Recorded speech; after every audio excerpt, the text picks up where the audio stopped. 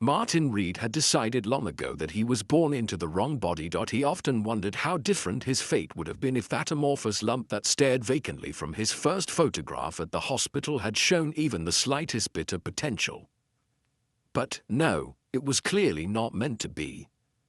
The picture of baby Martin, thrusting himself into the air like a bloated seal, wet, pink lips parted, chin sliding into his neck even then, and, perhaps worst of all, the word to Mama's little angel emblazoned over his grayish, hairless head would be one that would haunt him throughout his entire life. It wasn't that Martin was a dreamer. He did not think, for instance, that George Clooney had gotten his true face. Nor did he see Brad Pitt's physique and spit bitter, if only vitriol.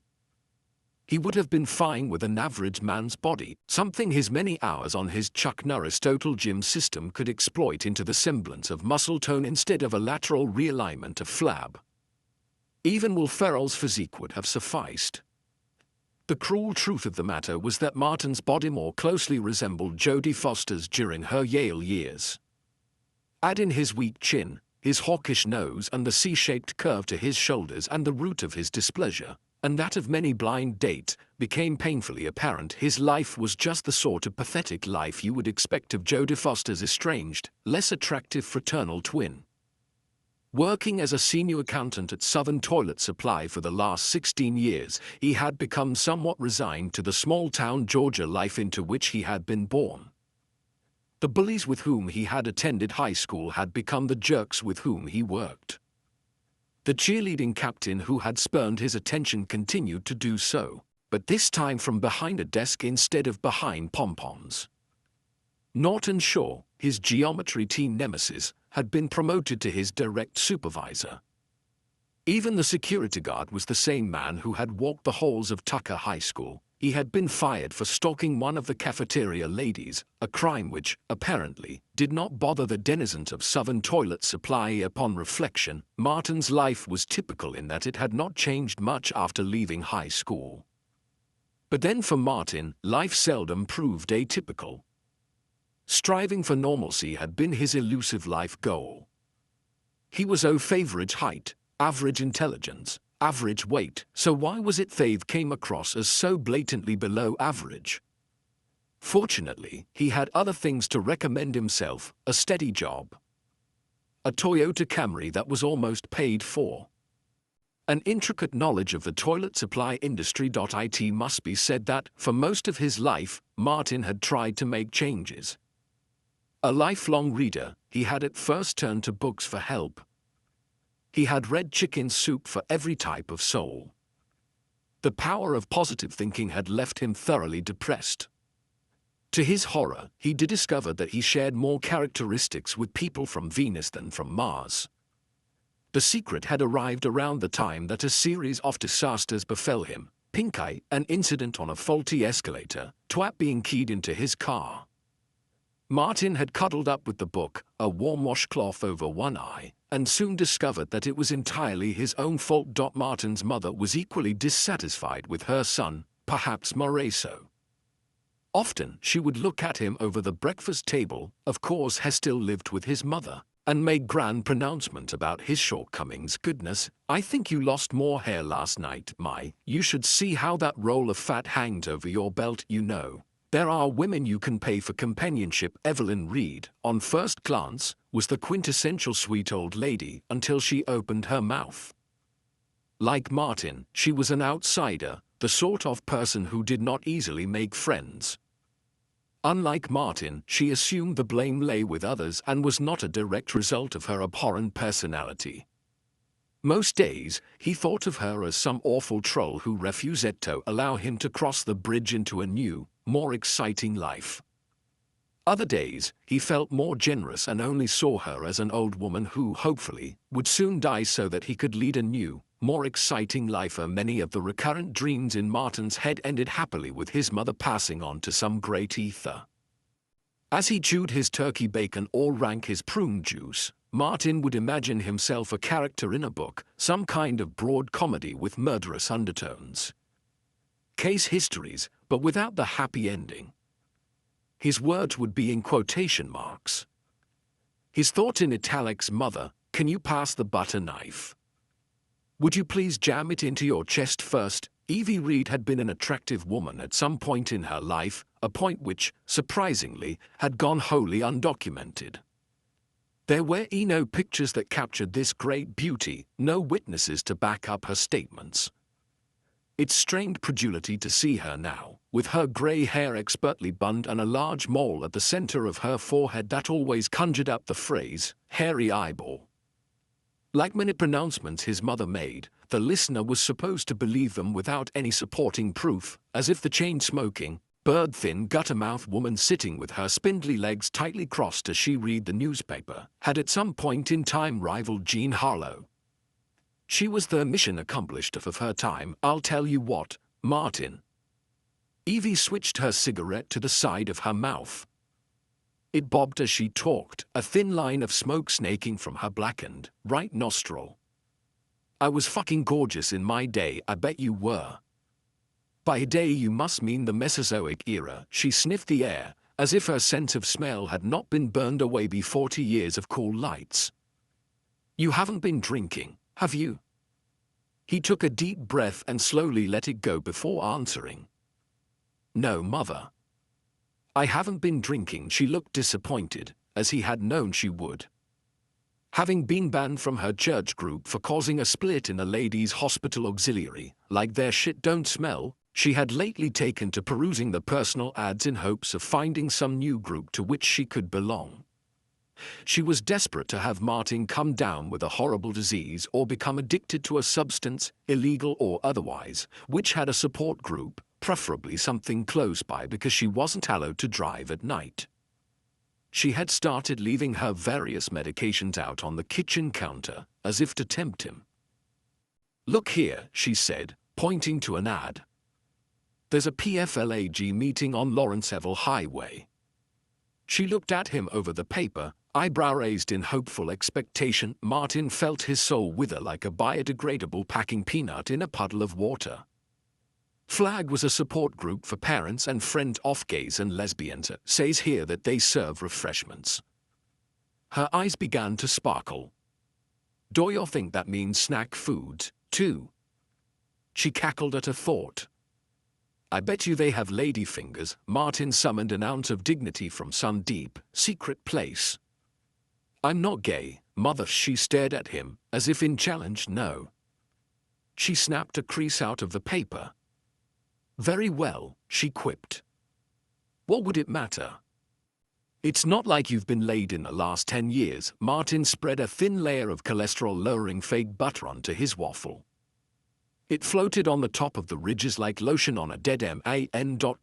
Someone not intimate with Martin's private life, and in all honesty, but for Evie, that meant everyone. The fact that he knew what lotion looked like on a dead man would have seemed an odd detail needing further explanation. But Martin was late for work, and he did not like to think about his father because it only brought out the spinning spool of what-ifs that, quite quickly, tied him up in knots. What if his father had been around during Martin's formative years to take the brunt of Evie's hounding? What if his father had been there to talk to Martin about puberty instead of Evie tossing him a bottle of Vaseline intensive care and telling him not to get it on the couch? What if his father's death had been ruled an accident? Martin considered these things as he retrieved his briefcase and car keys from the hall table. He checked his tie in the mirror, straightening the knot, trying not to notice the way his chin wattled. He gave in, checking over his shoulder to make sure Evie was still in the kitchen before pinching back the skin on either side, pulling it toward his ears to tighten it up against the jawbone.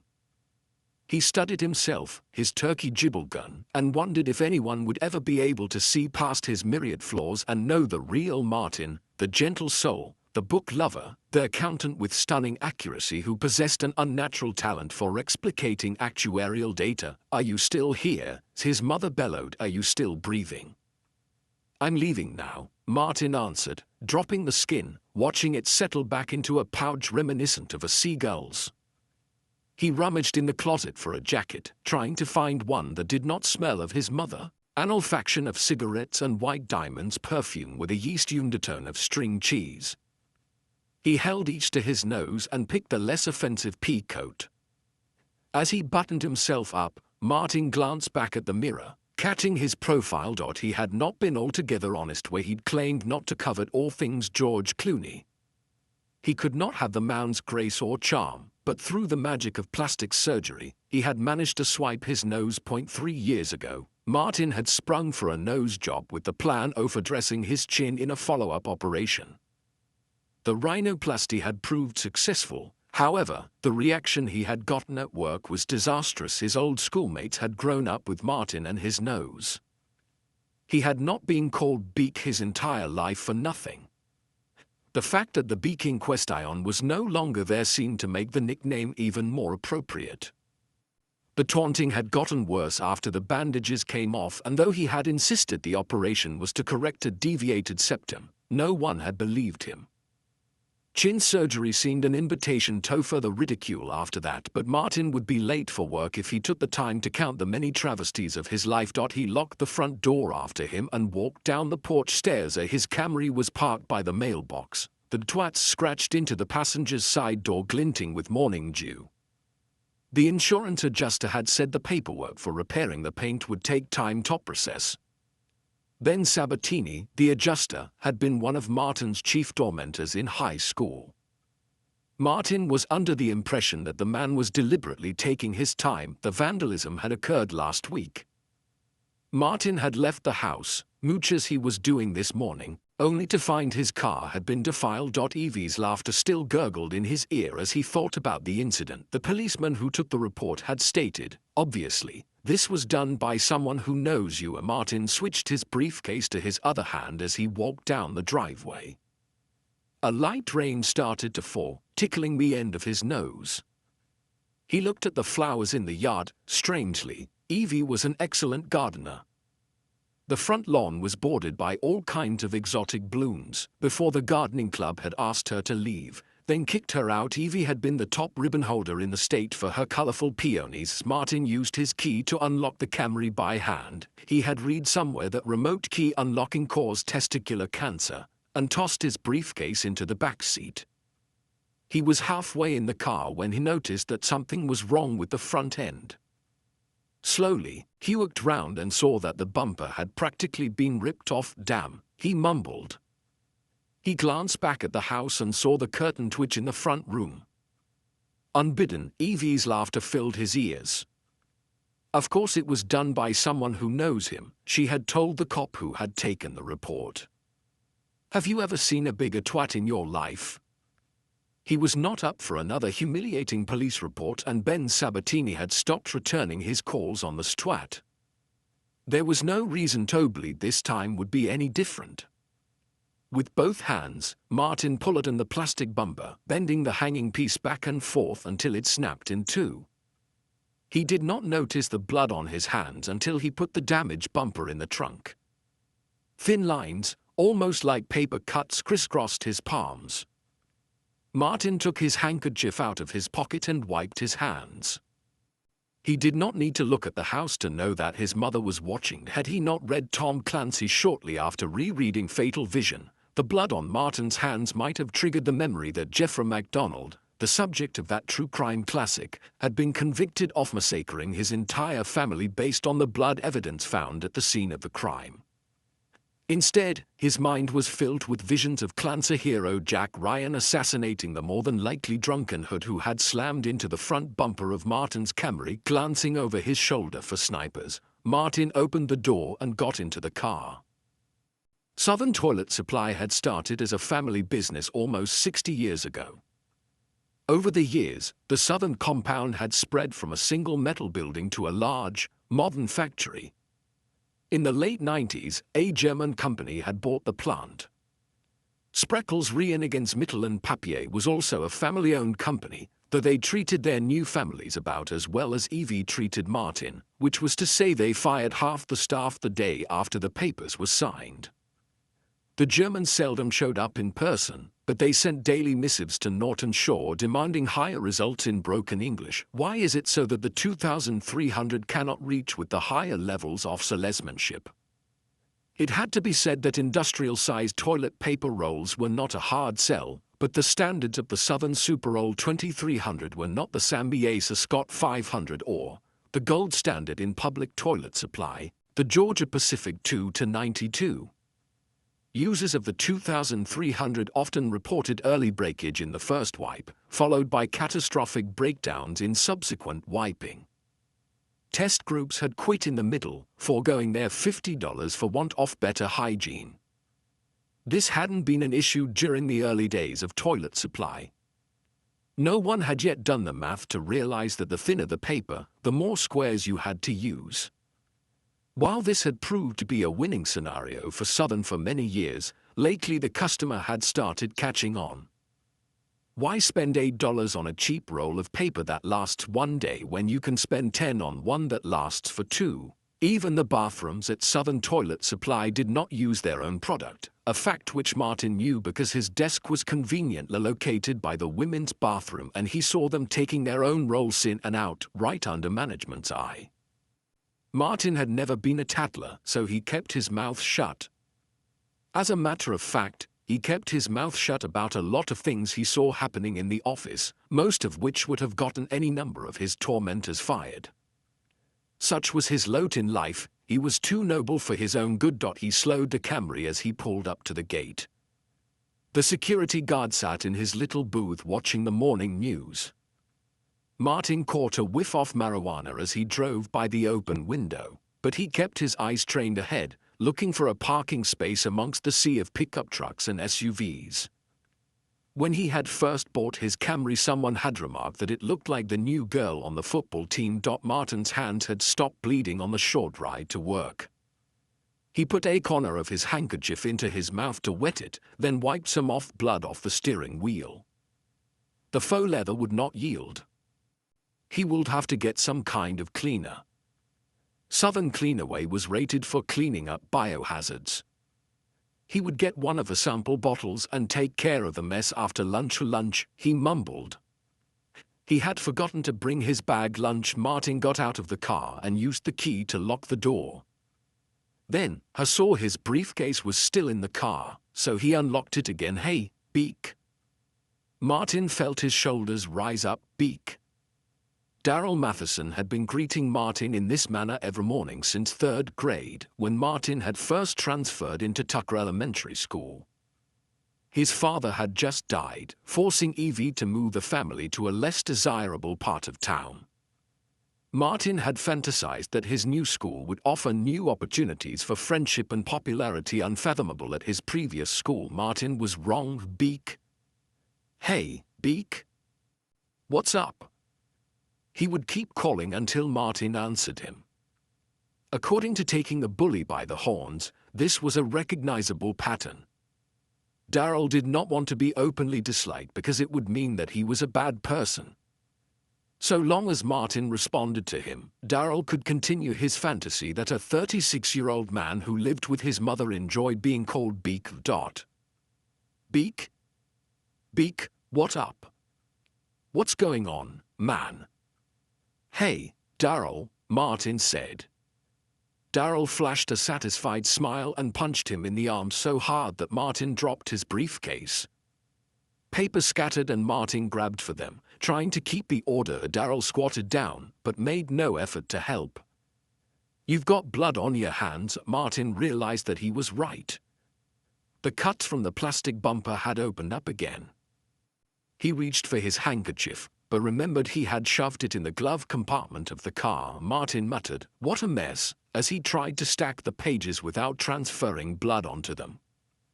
He saw graphs and pie charts, his grueling work for his presentation at the toilet supply industry trade show made visible. Darrell moved on to more interesting things. Damn, man, somebody hit your car. I know, the whole half of the front bumper is missing. I know, that's going to be expensive. Worse than the twat, even. Hey, when are you gonna get that fixed? Martin felt one of his back molars move as he bit down too hard. Beak. Darrell was squatting in front of the bumper. He was dressed in gray coveralls, his name emblazoned in red script over his heart. Darrell worked on the assembly line as a quality checker. Every 10th bottle of urine Begon had to be spray tested. For 8 hours a day, the man grabbed bottles and pumped their triggers until a thin stream of blue liquid shot out, and yet Martin, who worked in an office and had toe-ear ties to work, was considered the loser. I filed a report, he lied. He shoved the rest of the papers into his briefcase. The police are taking these injustices very seriously. You know who you should use. Daryl stood as Martin did. Ben Sabatini. He got me fixed real good on my truck. Remember I scraped against that tree and it cut a line into the paint? He had me fixed up the next day. Got one of them Chrysler 500s as a loaner. Damn, them things are sweet. Ben even worked it so I didn't have to pay my deductible. Martin stood there. He really didn't know what to say. We should get to work. Yeah, Daryl agreed. Let me know if you need Ben's number. Best go in the business, thank you, Martin responded, gripping his briefcase handle so hard that he felt sweat dripping down his fingers. Daryl glanced down at Martin's hand. You're bleeding again, man. Yeah, Martin agreed. I'll take care of it. The two men split, Daryl toward the factory entrance, Martin toward the front office. Instead of going to his desk, Martin went to the men's room. He washed his hands, wondering what kind of diseases the open wounds were exposing him to. The employees were expected to clean up after themselves, so the resulting lack of cleanliness was unsurprising. He found a bottle of Cleanaway in a cabinet by the door. Martin sprayed some onto a paper towel and tried to clean the handle of his briefcase. To his dismay, the leather started to come off. He stopped rubbing immediately, but the chemical kept eating into the handle. He was reminded of a beetle on a corpse as the fake leather started to peel back, exposing the bone white of the plastic underneath. This would have been fascinating but for the fact that Martin had paid almost $300 for the briefcase. Tentatively, he touched the exposed edge of the plastic handle. It was sharp as a knife, able to make a thin surface cut into the pad of his finger. Martin watched blood seep out from the flesh. Death from 1,000 cuts. Martin had never been good at cursing, despite Evie's excellent example. He mumbled under his breath as he left the bathroom and walked through the factory floor, briefcase held close to his chest with both arms. The machinery was not yet running, so he could hear his footsteps echoing around him. He took a detour down a long row of shelving to avoid Daryl, past the stacks of plastic Sonalady sanitary disposal units, then went out the back door. There was a bubbling stream behind the building, tall trees swaying in the wind. During his early years at Southern, Martin had often come out here for a break, taking advantage of the solitude. Now that there was no smoking allowed in the building, that small slice of peace was gone. This was where everyone went during their breaks, as evidenced by the thousands of cigarette butts that littered the concrete. A dilapidated picnic table had 2 coffee cans full of more cigarette butts. Martin had proposed several weeks ago that a section of the area be cordoned off for non-smokers. His suggestion had been met with the type of ridicule he had come to expect. His insistence that the suggestion box was meant to be anonymous had only made them laugh harder. The dumpster was usually overflowing, so he was surprised to find that it had been emptied. Martin opened the briefcase and took out his report, 2 pens, his business cards and a yellow legal pad, all of which placed on the only semi-clean part of the concrete he could find. He tried to open the dumpster's metal door, but it was rusted shut. The top was at least 4 feet above his head. Martin glanced around, then spread his legs and tossed the briefcase Granny style into the air. It went straight up, then straight back down. He nearly tripped over his own feet to get out of the way as it hurtled toward his face. Martin cursed and tried again, pushing up on the corners, trying to concentrate his aim. This time, the briefcase ended up at his feet, the corner collapsing against the concrete. He stood there, hands on his hips, feeling a lifetime of failure starting to bubble up into his chest as he stared at the briefcase on the ground. It was indeed just that he'd been duped into paying leather prices for a vinyl. It was the twat on his car. It was the damaged bumper. It was Daryl calling him Beak, and his mother's Munchausen by gay proxy. Martin kicked the briefcase. The release felt so good that he kicked it again. Soon, he was jumping up and down on the briefcase, smashing it to pieces. He scooped up the mangled case and slammed it into the side of the dumpster several times before exhaustion took over. Martin bent at the waist, panting. He was sweating in his pea coat. Rivulet of perspiration slid down his back. The door opened. One of the line workers stood there, a cigarette in her mouth, lighter in her hands. They had never been formally introduced, yet the woman felt familiar enough with him to ask, "What the hell are you doing?" "Mind your own darn business," he said, scooping up the pieces of the broken case. He glanced up at the dumpster, but did not dare try another attempt with a witness. He picked up his report and the other items, then walked around the building. Several minutes later, he found himself at his car. He unlocked the trunk and put the tattered briefcase beside the broken bumper. Martin looked up at the cloudy, gray sky.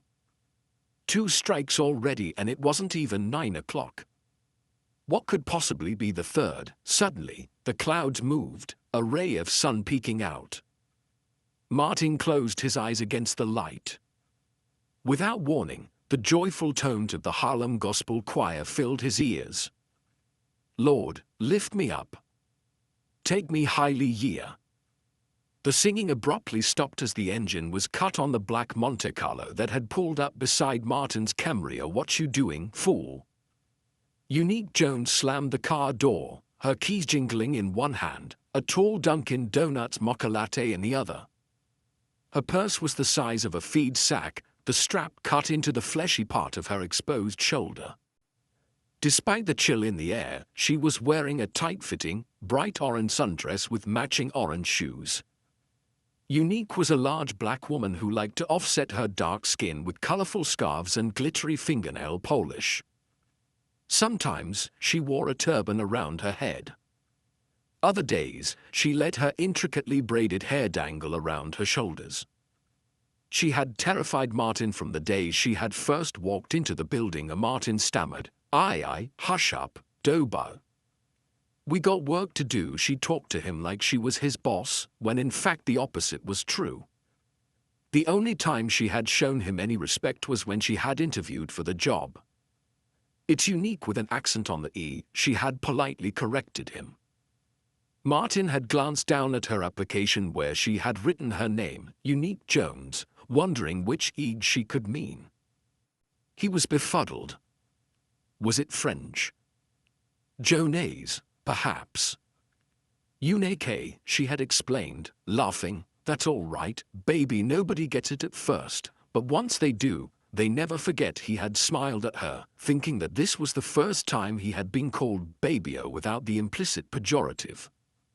One of the few things Martin could remember about his father was a joke he liked to tell. "How do you catch a unique rabbit? Unique up on it." This Unique was a high school dropout who hadn't even bothered to get her GED. She had 1 month from a secretarial school under her belt and 2 months of accounting school. "I learned everything I needed," she told him. "You either got it up here or you don't." She tapped her temply on this last part, and Martin noticed the gold $sign applique on the glossy red fingernail of her index finger. "We're doing a lot of interviews," he told her, which was actually a lie. He had reserved the office conference room weeks ago when he placed the ad, expecting back-to-back interviews. He had read up on interviews for dummies so he could ask salient questions such as, "What are some of your best features?" or, "If I asked a close friend to name one of your flaws, what would it be?" The only other applicant had been a man who had shown up an hour late and yelled at Martin that he could not be expected to punch at him clock, a startling statement, considering that none of the office staff were expected to clock in. "How many interviews you got?" Unique asked. "Well, Ida." Martin felt his throat work as he swallowed. "Many. Several many." He pronounced the words as if they were hyphenated, and she had narrowed her eyes as if she could see straight into his soul. She had shaken her head. "Nah," she insisted. "You're going to give him the job now. I can't go home and wait by the phone. I got other responsibilities. What time you want me to show up? Don't say 8, 'cause this kind of beautiful don't happen without a little help in the morning. You know what I mean." She had flicked back her braided hair on that last remark. The way the beads rattled against each other reminded Martin of the time he had found a rattlesnake in his bunk at summer camp. Granted, it turned out to be a fake, a revelation unfortunately not reached before Martin had alerted the entire compound to the dangerous creature, but the beads in its tail rattled the same. She was fishing around in her purse for her keys as Martin tried to explain that all front office employees were expected to be at their desks by 8:30 sharp. "I'll see you around 9 on Friday," she told him, standing. "I gotta take off early, though, 'cause my niece is in town." "All right. I'll see why." Then she was gone before he could answer, her half-empty Dunkin' Donuts mocha latte leaving a ring on the conference room table. Her scent still filled the room, a sickly sweet concoction like candy floss and Coca-Cola that competed with the disturbing, yeasty odor that had come as Shum crossed her legs. This lady fug was what had stuck with Martin, and he caught a whiff of it even now as Unique headed across the parking lot. "You gonna get the twat off your car?" she asked. Martin had to jog to keep up with her. For a large woman, she moved with amazing speed. "I've put a call into. Sabatini ain't gonna help you, fool." He was laughing so hard when he came out here I half expected a brick to drop out of his pants. Martin remained silent. The brick comment, he felt, was completely unnecessary. "You need to call his boss." She was always telling him what to do. Most of her sentences started with "you need to." God forbid Martin tell her that she needed to do something.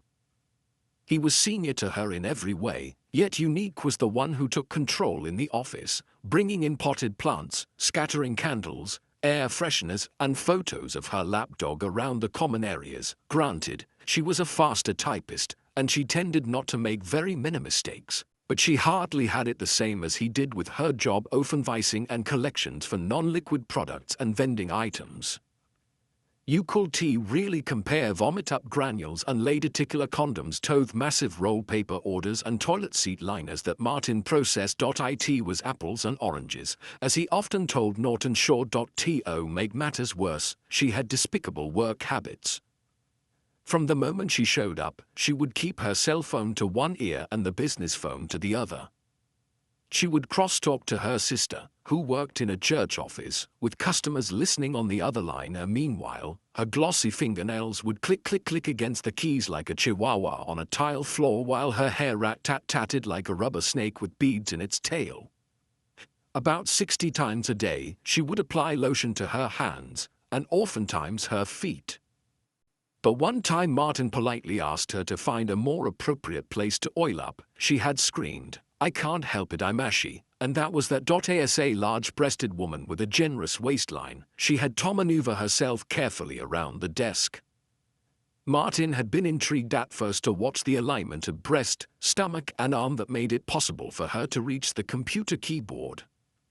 She had misinterpreted his scientific interest as unbridled lust, admonishing, "Honey, you ain't got the stamina to ring this bell."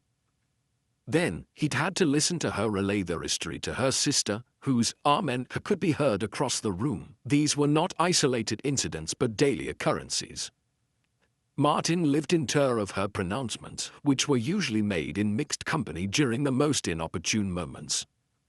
He would be going over a time card with one of the shift workers and she would shoot out a, "You ain't following what he's saying, fool." Or, Norton Shaw would come down to check on receivables and she would shout, "He got some bad gas from lunch." "Let's do this outside." At times, she reminded him of the Geraldine doll his mother had bought him for Christmas when he was a child. Flip Wilson was one side while Geraldine, his cross-dressing alter ego, was on the other. Pull the cord and witticisms would come out, such as "the devil made me do it," and "when you're hot, you're hot." Perhaps worst of all, And even more humiliating than listening to her complain to her sister about menstrual cramps while she took off her shoes and lotioned her feet was that she kept promoting herself. On her first day, Martin had foolishly given Unique the ability to order her own business cards. In the course of 3 years, her title had changed from accounting assistant to account executive to senior account executive. Any day now, he fully expected to find a card that read, Unique Jones, Chief Financial Officer. Meanwhile, Martin's own card simply read, Accounting. He had ordered 1,000 printed up his first day of work. 16 years had passed and the box was still half full. Back in the parking lot, Unique had stopped at the front door. Your mama didn't teach you to open the door for a lady? Martin was opening the door for her as a witty comeback occurred, but she was halfway to her desk by the time his mouth moved to get it out. She said, "Don't mumble, fool." As she tossed her purse onto the desk, the chair made a noise like two pool balls hitting against each other. Ash Saturday. Martin quietly put his stack of business cards, his pens, the yellow legal pad and his report on his own desk. His chair made no noise as he sat down and turned on his computer. When he'd first started working at Southern, the only automated part of the process was an IBM Selectric that got stuck on the G and the REL, and no matter how many times it was cleaned. All the ledgers had been done by hand, Martin's hand. People from the factory floor were in and out of his office all day, giving Martin a quick wave or a smile. Mr. Cordwell, the owner, would occasionally drop in and talk to him about fishing or taking the family out on the lake that weekend. Martin would nod, then Mr. Cordwell would go to the bathroom. The only entrance was through Martin's office, and then he'd come back again and toss the paper towel he'd used to dry his hands onto Martin's desk. They were heady times, the Cordwell days, peaceful times. That was before the Germans came in and made Martin hire an assistant. It was never the same with the old man gone before Unique. He'd had his desk on the far wall, away from the toilets. She had changed it the first day. The view was better over there because you could see out the window to the factory floor. It gave you some sense of being part of a group.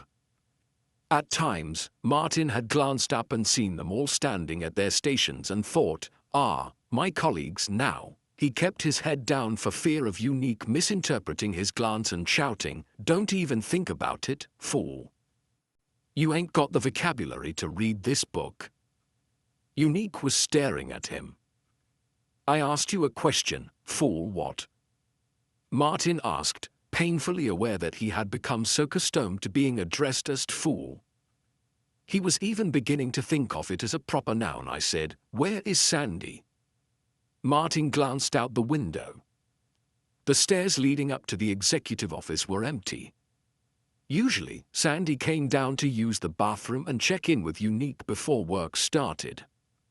It was odd that she wasn't there, especially since last night's episode of Dancing with the Stars had been particularly competitive. Even the judges had been shocked. Unique craned her neck, trying to see up the stairs. "Who's that?" Martin was thinking the same thing. He saw a foot appear at the top of stairs. It was clad in a white tennis shoe. His gaze followed tan hose up the calf to a below-the-knee beige skirt. Who did that calf belong to? A beauty queen? A salesperson from a pulp goods distributor? The woman started to walk down the stairs, and he was reminded of the beautiful passage from The Great Gatsby when we first meet Mrs. Wilson. She was in the middle 30s, and faintly stout, but she carried her surplus flesh sensuously as some women can. Unique said. This ain't good. Her face contained no facet or gleam of beauty, but there was an immediately perceptible vitality about her, as if the nerves of her body were continually smoldering. "What's wrong with you, fool?" Martin became aware that his mouth was hanging open. "That's the police." Unique pronounced the word with 2 syllables, police. Martin glanced around the room at the boxes stacked high to the ceiling as if heckled detectum theft. Southern had been broken into once before. In 1996, just before the Olympics, hooligans had busted the back door and papered the entire factory floor. Martin had been the first to discover the crime. He could still remember the sense of abject violation he'd felt ashed picked 2,300 from the machinery. Had it happened again? Who had dared to target Southern Toilet Supply this time? What rapscallion had breached the sanctity of a small American business that was owned by a multinational conglomerate? On the stairs, he saw that there was a man behind the woman, a grey-haired, square-shoulders kind of guy who probably wore cologne and winked a lot to make his point. Rounding up the end of the group was Norton Shaw, whose face was scrunched up like a fist. "Hello," Unique repeated. "Norton, don't look happy." Martin was standing, his fists clenched. Who had attacked this simple little business? What had they done this time? The door opened. The woman stood there, light pouring in all around her. Her blonde hair had been permed too much, or perhaps the winter weather had split the ends. There were tiny splotches of dry skin on her face and what looked like the last throes of a pimple in the crevice of her right nostril. She was older than he had first guessed, probably in her late 40s, which somehow made her more beautiful. Even as a boy, Martin had always been attracted to older women.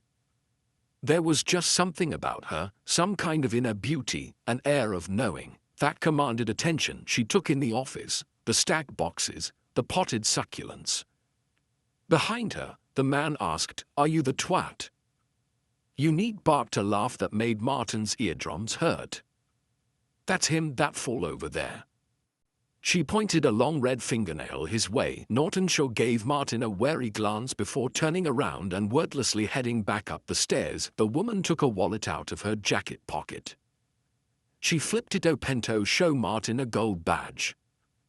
"I'm Anabada." Martin squinted at the ID above her badge, trying to put words to the sounds he had heard. She closed the wallet too fast. "Though this is Detective Bruce Benedict, my partner." The man winked at Martin, but his focus was squarely on Unique, taking in every inch of her. She smiled at his attention, practically batting her eyelashes.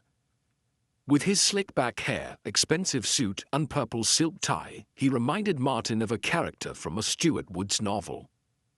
Unlike the typical Woodsian character, he carried himself as if every woman met wanted to give him a blowjob. "You're Martin Reed?"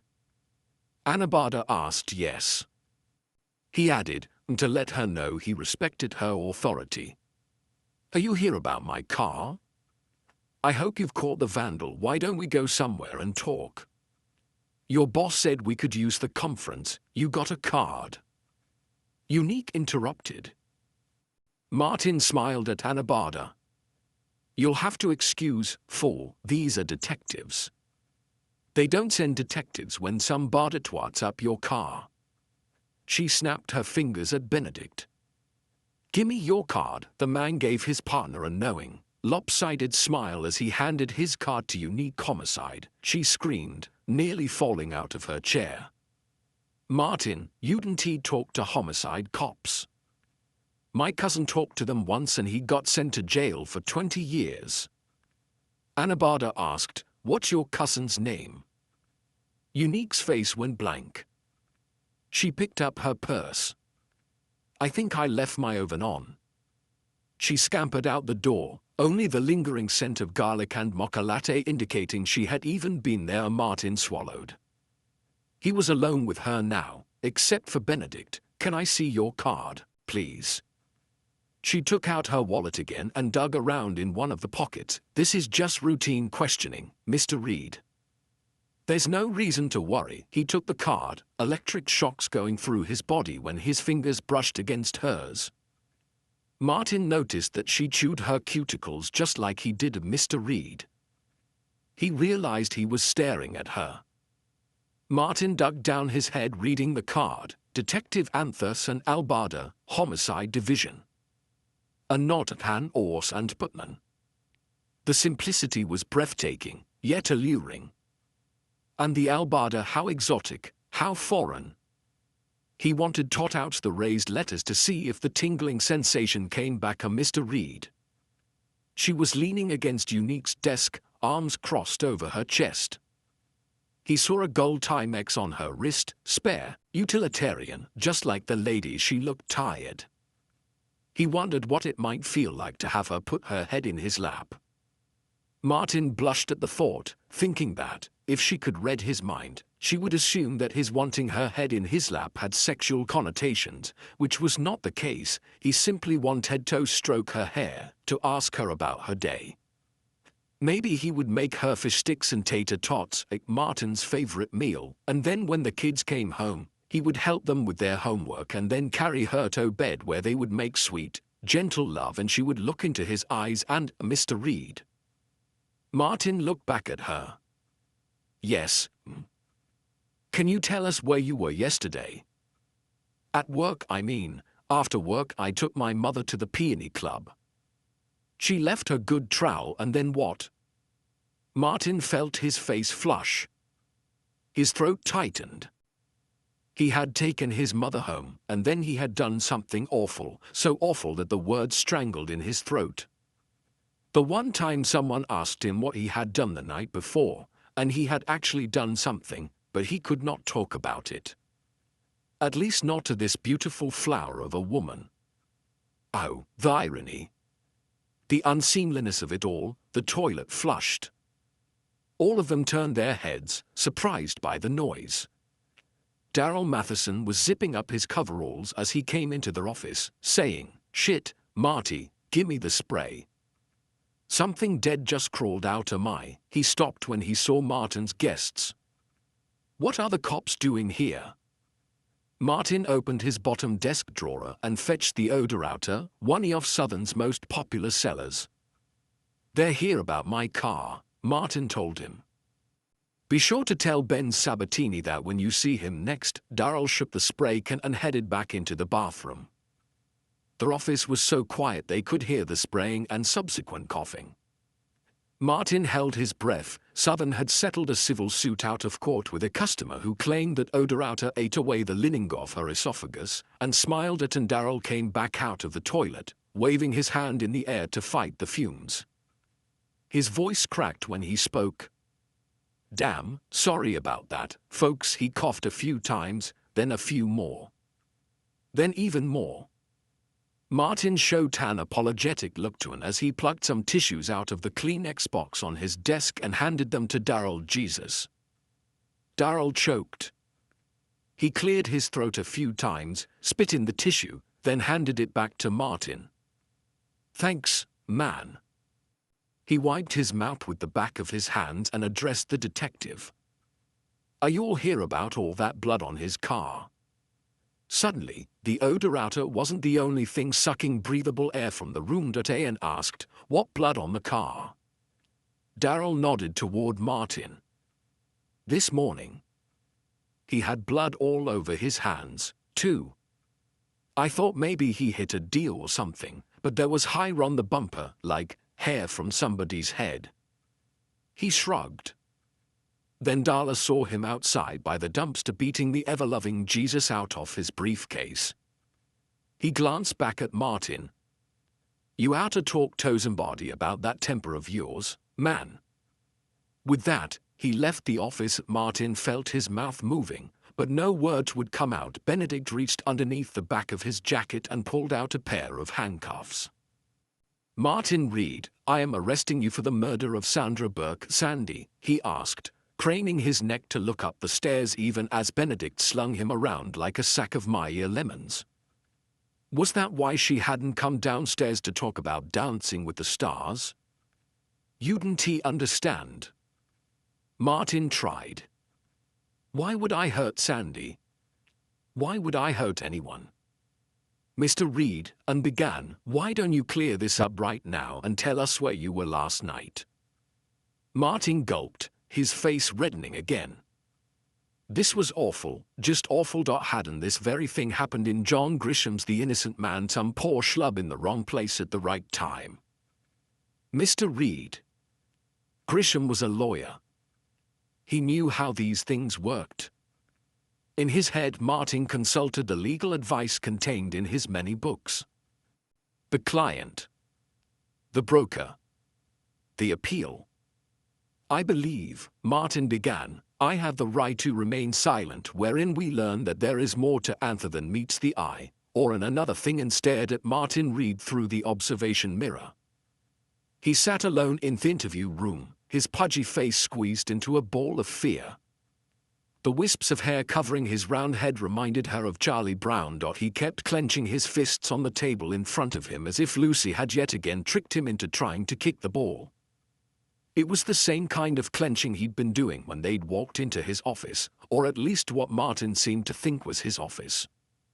To Anne's eye, it looked like a break room that had 2 desks and was stacked almost wall-to-wall with boxed payables and receivables from the last 15 years. If anyone found it odd that the accounting department was basically an adjunct to the toilets, no one was commenting. Bruce opened the door and came into the room. Nothing in his house, and had assumed the search of the Reed home would yield little evidence. His mother's terrified, says he's been acting strange lately. Might be hitting the bottle again. She says he doesn't like to talk about it. Must be in recovery. Bruce shrugged. There were lots of cops in recovery. The woman's a potty mouth, by the way. Some of the shit out of her mouth made me blush, coming from a man who used decunting as an adjective. That was saying a lot. Of course, and couldn't talk. She was quite explicit around prisoners, who tended to respond to threats better than pleasantries. Bruce continued, you should see his bedroom. Wall-to-wall books with more in boxes in the garage. We're talking tens of thousands of them. The guy must read all the time, and studied Martin. He didn't strike her as the cerebral type. What kinds of books? Thrillers mostly. James Patterson, Vince Flynn, that kind of stuff, and couldn't say anything. She refused to answer her phone when a Columbo movie was on. Not that it rang much, but she was constantly being surveyed for her opinion on things. Talked to those people once and they never gave up. Did the mother give him an alibi for last night?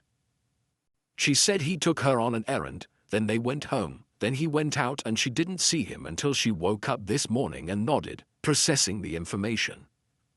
Through the mirror, she could see Martin's mouth moving as he mumbled to himself, what a tool, Bruce commented. Anne could not disagree, but was this tool a murderer? Bruce seemed to read her mind. We've got Reed's blood mixed in with the victim's on both the front bumper and in the trunk. You saw his hands. What he said about the cut would explain the blood. If he's innocent, why'd he clean off his briefcase with acid? She allowed, maybe he's more dastardly than he looks. He's got a crush on you, please. Men didn't get crushes on Antha. She was hardly a sultrasire, and listen, you could work that angle. Make him think he's got a chance, and guy like that probably hasn't seen a pussy since he was being born out of one, and did not respond to the comment. She had been a cop for almost 20 years now. Early on, she'd made a habit of challenging every sexist remark or disgusting joke uttered by her mostly male colleagues. This had done nothing but garner the reputation that she was a lesbian, when she had insisted that she was not, in fact, homosexual. They chastised her for being ashamed of her sexuality. When she had pointed out that, at the time, she was married, they had sadly shaken their heads as if to ask to what lengths she would go in her denial of the love that dare not speak its name. And had been so maligned over the years that, in order to protect herself, really, in order to properly perform her job, she had fallen into the habit of fabrication. That was a pretty word to use for a lie. And was not by nature a liar. Her father had detested lies and taught her early on that the punishment for a lie was much more harsh than the punishment for confession. And yet, here she was, fabricating to her heart's content. And her heart was content, though only when she let herself slip into believing her own stories. This was how it happened. Charlie, her husband, had just died. This was 15 years ago. There was no one at home to cook for, no laundry to do, no shirts to iron. A big case had just been sold. A child killer was going to the electric chair. People were in a celebratory mood. Anne decided that she would go to the local cop bar and have a drink with her fellow brothers in blue. They all got drunk, but Anne was better at holding her liquor. Or maybe she wasn't. Somebody hit on her. Somebody made a comment not to bother. Somebody called her a dyke. Somebody called her frigid. Maybe it was the word frigid, because that was what Charlie called her when, for some crazy reason, she didn't want to have sex with him after he'd beaten her. No matter how it happened, that was when Jill was born. Jill was a nurse who worked with children. She was a kind and caring woman. She had just been diagnosed with breast cancer. She was the love of Anne's life. She was dying. They all felt sorry for her. They all shut up the next morning and woke up with a throbbing headache. When she got to work, everyone was quiet, respectful. A few asked how Jill was doing. Jill, she had echoed, and then it had hit her, the half-drunk fabrications from the night before. She tucked her head down, mumbled, "I don't really want to talk about it," and ran to the women's room where she cleaned out her purse, filed her nails and took a nap, only to emerge to concerned stares and chin-ups from her new friends. Belonging to a group was an alien concept to Anne. Not that she had never had friends, but as the daughter of Dutch immigrants, she had never quite fitted in. During the summers, when most girls were off at camp, she was visiting relatives in Hindelupen, walking along the narrow streets and wooden bridges of her seafaring ancestors, still never quite fitting in with her Yules and Fixinators. Her parents fared no better. Like many immigrants before them, they had come to America seeking a new life. As with those earlier immigrants, the life they made for themselves was basically the same as the one they had back home, but in a different country. They attended parties for the Dutch-American Society. They drank Heineken and sucked on coins of honingdrop that their relatives back home were kind enough to mail. Most of their friends were childless, Dutch expats, except a few shifty Norwegians who mostly stood in the corner at parties talking among themselves. Walking into the Albada house, you would never guess that you were still in the American South. Anne's mother was an art teacher who was passionate about blending substance and style. Every room was colorfully decorated in bright reds, yellows, and greens. The dining room was boldly striped in blue. There were cupboards they had brought from home, leafy floral patterns and swirls intricately carved into every inch of wood, then painted in complementary colors. On Halloween, her mother would don her chintz wenker and, solely as a concession to her ignorant art students, put on a pair of wooden clogs she had bought at a tourist stand in Schiphol Airport. Her father had been overly educated, as was the Dutch way, and he insisted his daughter be the same. When Anne was not studying, she was working on extra credit projects or helping her father in the lab. Eduard Albada was a botanist for the state of Georgia. He had a small shed in the backyard. Her mother called it the Likus after the small houses in Hindelupen where the sea captain's families stayed, and Anne would spend hours with him there over the weekends, watching his steady square hands as he grafted together different plants in hopes of creating a tulip that was more resistant to the South's unpredictable seasons. And so it was that Anne grew up a much beloved only child with very few friends her own age. She had never been particularly lonely, or at least she thought she'd never been lonely, but what Anne realized when Jill came into her life was that she had always been alone. Even when she was married to Charlie, there was that sense that she did not quite belong to him, that he did not quite see her when she entered a room or asked a question, but not anymore. That all stopped the day Anne walked out of the women's room and was greeted by her colleagues as an equal. When had it happened? When had Jill crossed over from being a figment of Anne's imagination into a living, breathing part of Anne's life? It had never occurred to her as she cleaned out loose pieces of paper and various pieces of fuzz from her purse that Jill was taking on real physical aspects in her mind. Okay, well, Anne had to admit that she milked it at first. She took some personal time, claiming she wanted to sit with Jill during her treatment, when really it was because she was having bad cramps and there was a John Wayne marathon on TBS. Then, there was the day she overslept and missed an important meeting. Telling them that Jill was sick from chemo and she'd had to take her to the doctor was only a little white lie. What was the point of those stupid meetings anyway? They were cops. They'd have to be rounded up into a smelly conference room to be told that they needed to catch the bad guys. Of course, there was no way to get around the fact that it was all hopper of a fossud when and had taken a week-long trip to Florida under the guise of flying Jill to the Mayo Clinic to see a world-renowned specialist. A handful of people noted her suntan, which Anne explained away by telling them she insisted on staying with Jill during radiation treatments. Maybe it wasn't so much of a lie, because by then Anne felt a real connection to Jill. While the thought of lesbian sex wasn't particularly appealing, or even concrete in her mind, because what exactly did two women do together, unlike the idea of the companionship, the connection with another human being? In short, she fell in love. Over the ensuing months, the myth of Jill had slowly evolved into a reality. Anne had worked on the detective squad for 3 years, but no one had ever bothered to talk to her before Jill had appeared. Knowing that Anne had a sick lover had somehow humanized her with these men. She made friendships, lifelong relationships.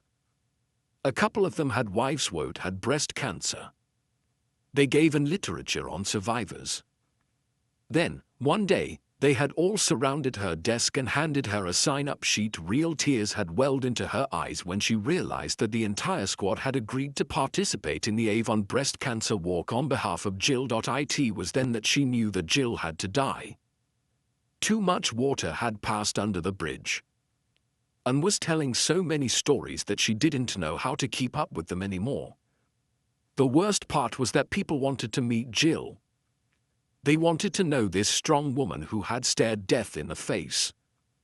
Oddly enough, the day Anne called into work to tell her boss that Jill had passed away, conveniently occurring on the same day that Macy's was having its annual 50% off white sale, she had gotten so choked up that she'd had to hang up the phone. It hadn't stopped there, really. There were the condolence cards to deal with. The flowers. Of course, they'd had an impromptu wake at the same bar where the legend of Jill had been born. They drank to her, the nurse, the friend, the lover. They had sung sad songs and Anne had told them about the time Jill had saved a homeless man from a burning building and the way she always put toothpaste on Anne's toothbrush, even at the end when she was so sick she could barely lift her head. She had thought about cheating on Jill once. Had she ever told them that? Nothing had happened, but it had been a hard time for them both, and, in the end, Anne felt like it made them stronger. The worst part was that Anne had chosen the name Jill because she enjoyed watching Gillian Anderson on The X-Files. Her thick, red hair, her sharp chin, and petite waist were all attributes Anne would have loved for herself. She knew now that basing Jill on a real person was a big mistake. Sometimes, Anne would see Anderson introducing a PBS specialia promoting one of her many causes, and would get a lump in her throat as if she was seeing a ghost from a happier time in her life. Hey, Bruce said. You in there? Anne nodded her head. They both stared at Martin, who was mumbling to himself, hard day for you, ho. Anne nodded again. Bruce's mother had died of breast cancer when he was a child. He had brought in flowers this morning, marking the 5-year anniversary of Jill's death. You had a good years, Bruce reminded her. That's more than most people get, yeah. And fought the sadness that came with the false memories, Jill rubbing her feet, Jill fixing her dinner, Jill running her a bath. It must be said that many of Anne's fantasies cast Jill in a decidedly subservient role. I'm here for you, babe. Bruce patted her shoulder. You know that, right? His touch was warm, and Anne flashed back to that crazy night 6 years ago when she had for some reason let herself fall for the limited chance of Bruce Benedict. They were working hard on a case, and the truth of matter was that Anne missed a man's touch. She missed the gruffness, the warmness, the sense of being filled to the brim with a man who knew what he was doing. It had been a horrible, stupid mistake to think that this man would be Bruce, and they had both agreed never to tell Jill. It would have broken her heart. Bruce dropped his hand. I dunno, Anne, this guy's just creepy. If he didn't do this, he did something. She nodded a third time, glad that the focus was back on Martin Reed. The pasty man knew his way around the law. He had refused to talk to him without a lawyer present and insisted that he was not signing any statements unless they were written in his own hand. What kind of game was he playing? Bruce said, you should probably take this. I got no traction with him in the car, possibly because Bruce had noted the fat around Martin's wrists as he tightened the handcuffs looked like dough squeezing out of the donut maker at crispy Kain chewed her cuticles. She thought about Sandra Burke, the way her broken body had been discarded in a drainage ditch. The car had nearly pulverized the woman. Tread marks crashed into her brain, squirting gray matter onto the road. The intercom buzzed behind them. Bruce pressed the button, asking, yeah. Reed's lawyer is here, be right there. Bruce opened the door to leave, but Anne stopped him. Give me a couple of minutes with him, she said, indicating Martin with a tilt of her head. Sure. Did you get the crime scene photos back yet? Should be here any minute. Bring them in with the lawyer. I'm going to see if I can get something out of him. Bruce nodded and left, letting the door swing back. One of the downsides of being a pretend lesbian was that men didn't open doors for her anymore. Anne pulled back her hair into a loose ponytail as she walked toward their interrogation room. There was a small sliver of glass in the door, and she saw Martin still sitting at the table, still clenching his fists. When she entered the room, he stood up, as if they were in a Jane Austen movie. She expected him to say something like, forsooth. But he just stood there, hands clenched, staring at her with his dark green eyes. Please sit down, she told him, taking the chair opposite. Your lawyer is on his way. Does he have any experience? Anne was surprised by the question. I don't know, she admitted, because a lot of times people get court-appointed lawyers who aren't experienced, Martin told her. I've read about it. Cases where innocent people get lazy lawyers who are blind, literally blind, as in they can't see. Some of them are even alcoholics or have narcolepsy. Is that so? It's very troubling. There have been many books written about this very thing. Anne had never been a fan of public defenders, but she was a cop, so that was hardly an earth-shattering revelation. My experience with public defenders is that you get what you pay for, just as I suspected. I appreciate your honesty. Is there anything you want to say to me, Mr. Reed? Not until my lawyer gets here. I hope you don't think I am being rude, but this is a very serious situation. Do you realize I've never even gotten a speeding ticket? He shook his head. Of course you do. You'll have already pulled my record. Are you searching my house? Is that why this is taking so long? You're trying to get a search warrant. What do you think we'll find in your house? He mumbled his answer, but she heard him clearly enough. A very angry 63-year-old woman ran said, your mother seems to think you're an alcoholic. His lips sputtered. She wishes. And looked down at his hands, which were clasped together on the table. Bruce had left on the handcuffs, and Anne had to admit he was right about the Krispy Kreme machine. Give me your hands, she said, taking out her keys. She tried not to touch him as she took off the cuffs, but there was no way to get around it. His skin was clammy enough to make her flesh crawl. Thank you, he said, rubbing his wrists to get the blood back into them. Albada, is that German? Dutch. He affected a very bad accent. Pardonnez-moi, that's French. Though you are French again. He blinked several times. Anne sighed. Do you want to tell me where you were last night? I told you that I took my mother to get her trowel. Are you aware that your mother has a restraining order filed against her by the Peony Club of Lawrenceville? His throat moved as he swallowed. It was just a misunderstanding. And what about the ladies' hospital auxiliary? His wet lips parted in shock. They filed a complaint, too. Did your mother not tell you that? He shook his head, obviously agitated. They seem to think she's a violent person. She's not violent. She's just an intimidating mother. That was interesting. Has she ever hit you? She threw her shoe at me once, but I think that was more because I was listening to the TV with my headphones on. You know, the wireless kind. Anne nodded. They were interfering with her hearing aid somehow, so she threw her shoe at you. Only to get my attention. He spoke as if this was completely logical. What does my mother have to do with any of this? I'm a detective, Mr. Reed. I put together clues. What I see in front of me is a man who comes from a violent family. I see someone who drove a car with blood on it, blood that belongs to a dead woman. Well, okay, that, I'll admit, does not look good. No, it doesn't. I suppose I fit the profile, don't I? He started nodding, agreeing with himself. A loner who lived with his mother.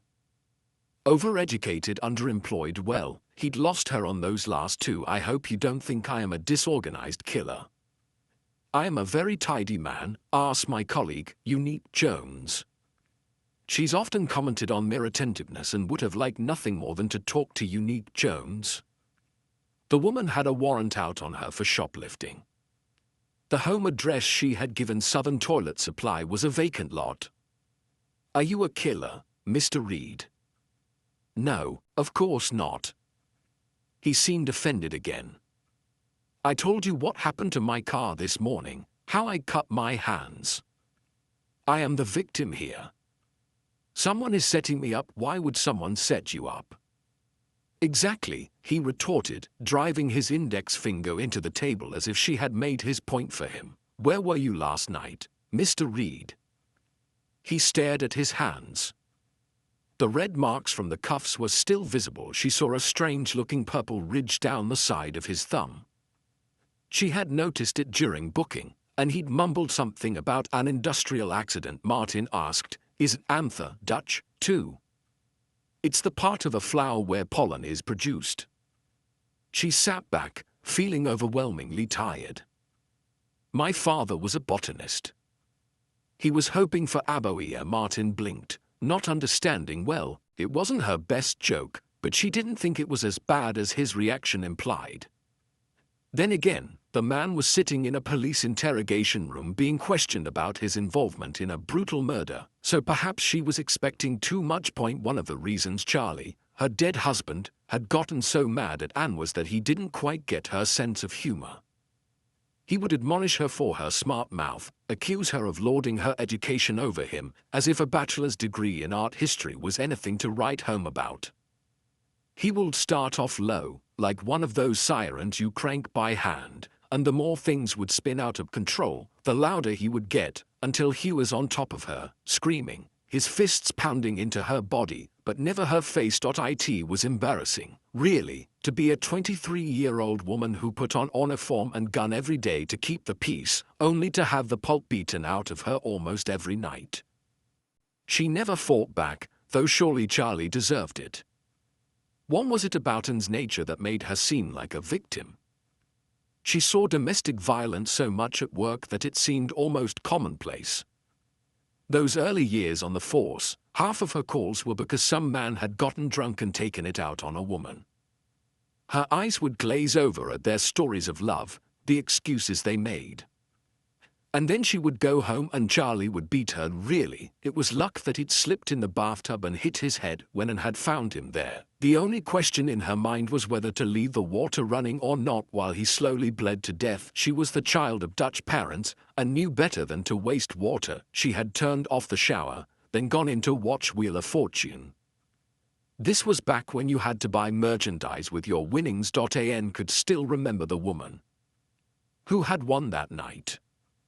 The camera panned over all the exotic, expensive items while a second camera showed the winner's excited face as she called out her purchases. I'll take the dinette set for $5.99 and the matching sideboard for $3.50.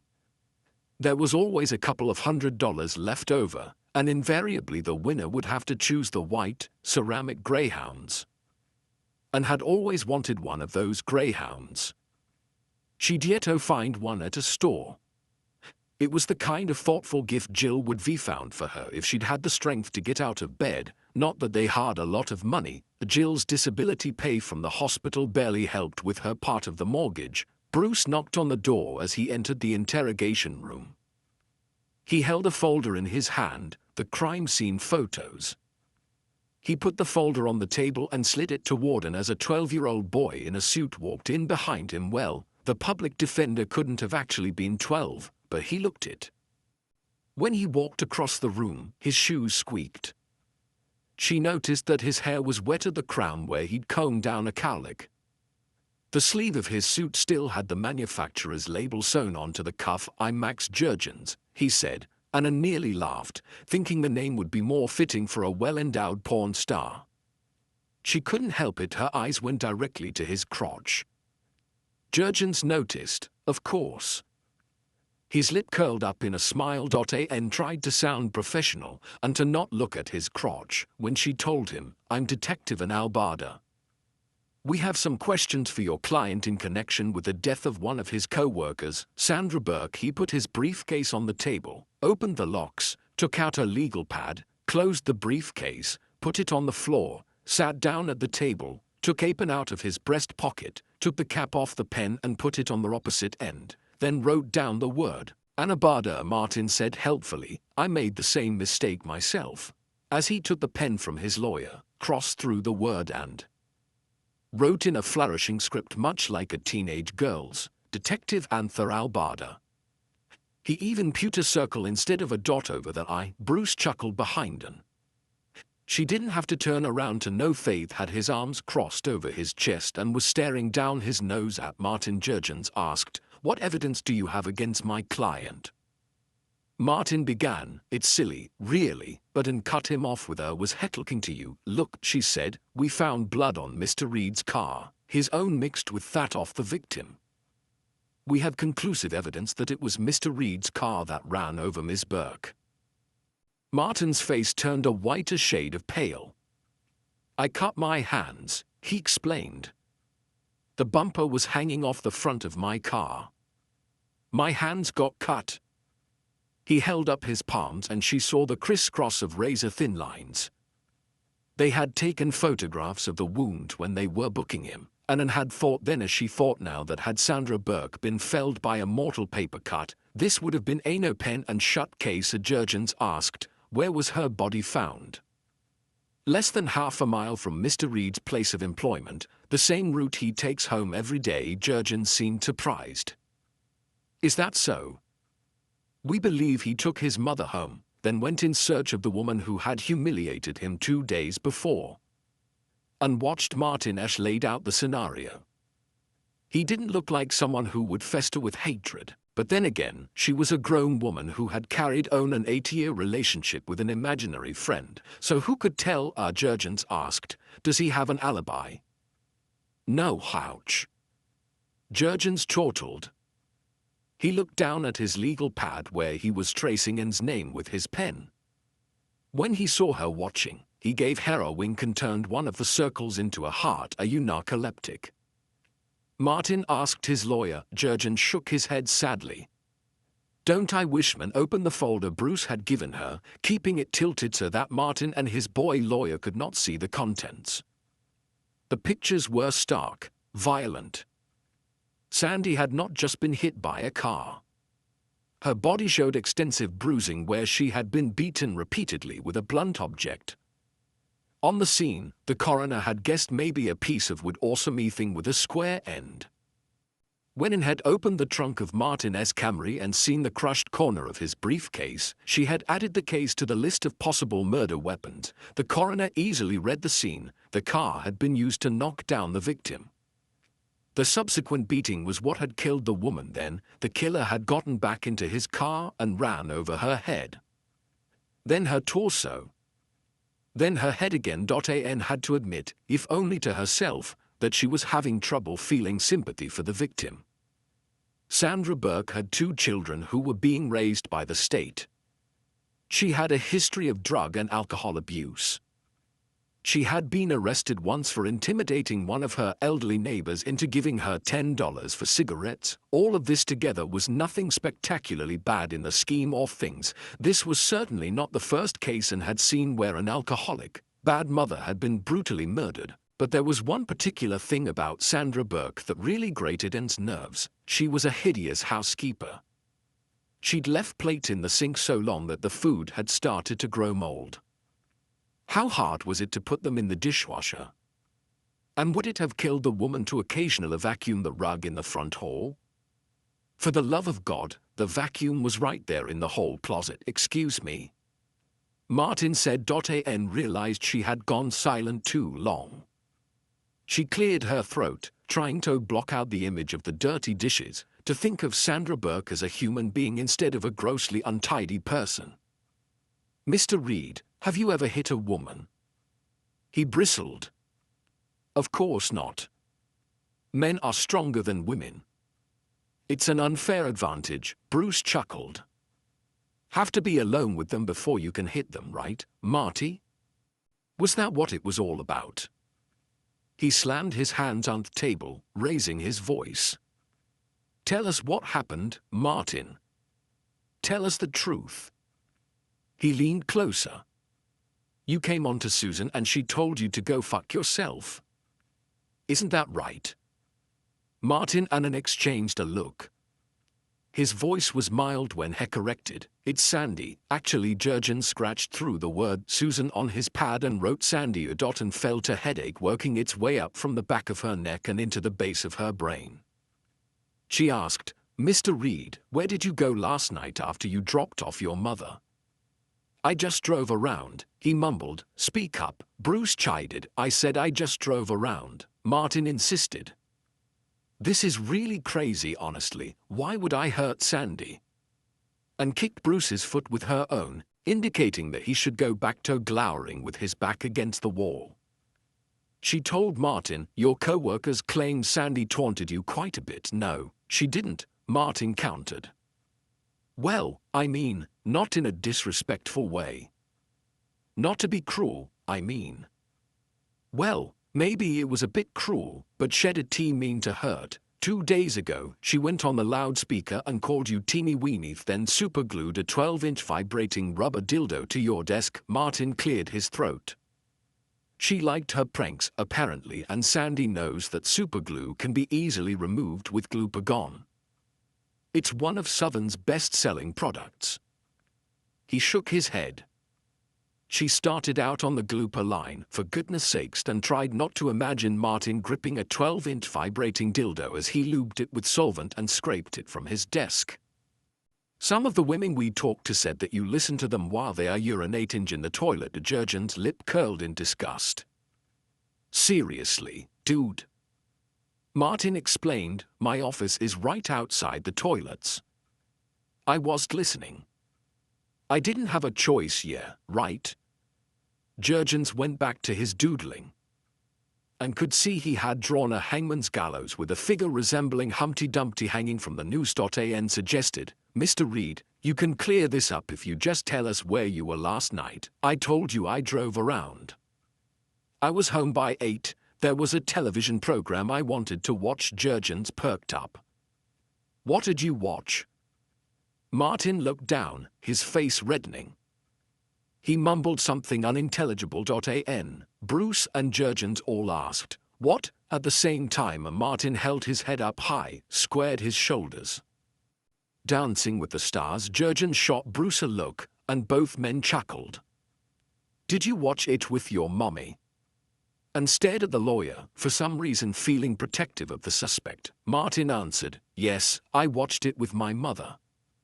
And could tell Faith was struggling to hold on to a sliver of his dignity. She asked, did you watch it all the way through? Martin nodded.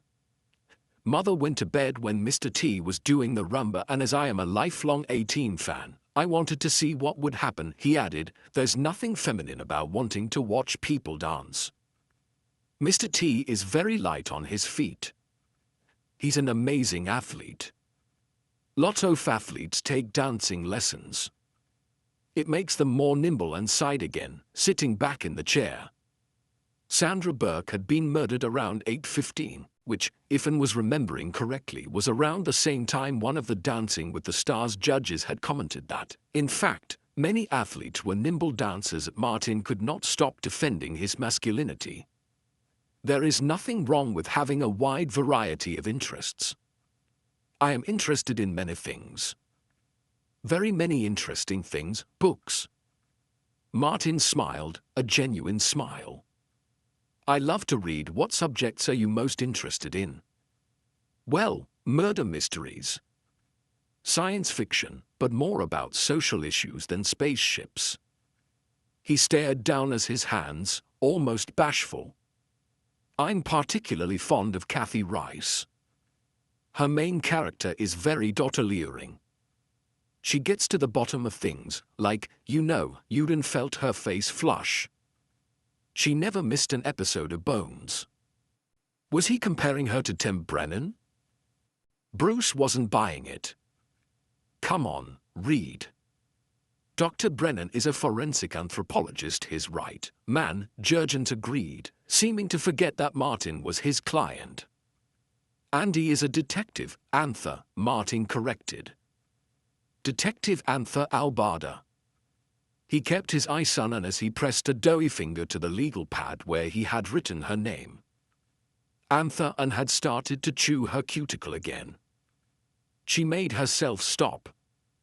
Things had gotten off track, and she could not for the life of her figure out how. She asked Martin, "Do you read true crime?" "Definitely. But only in rule, not the trashy stuff."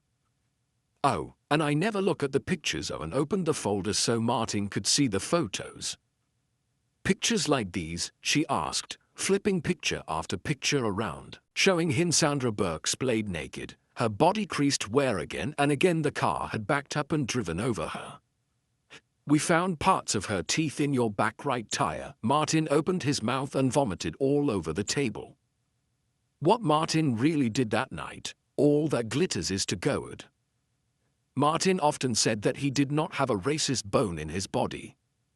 He had supported Barack Obama, or at least he had told people that he did. Martin's life was run by strong women. He was not one to embrace change. His closest co-worker was black. He occasionally listened to rap music and enjoyed the comedy of Chris Rock. He was, in short, a man who did not normally see black and white. When he looked at a person, he saw a person, not a skin color. Even with these sterling credentials, Martin could not help but notice that he was the only white man in the holding tank at the Atlanta jail, and neither had the color discrepancy gone unnoticed by his fellow prisoners. When he had first entered the cell, someone had noticed Martin's short-sleeved dress shirt and his clip-on tie and said, "Look, a Republican." He could not believe that they were holding him on such flimsy evidence.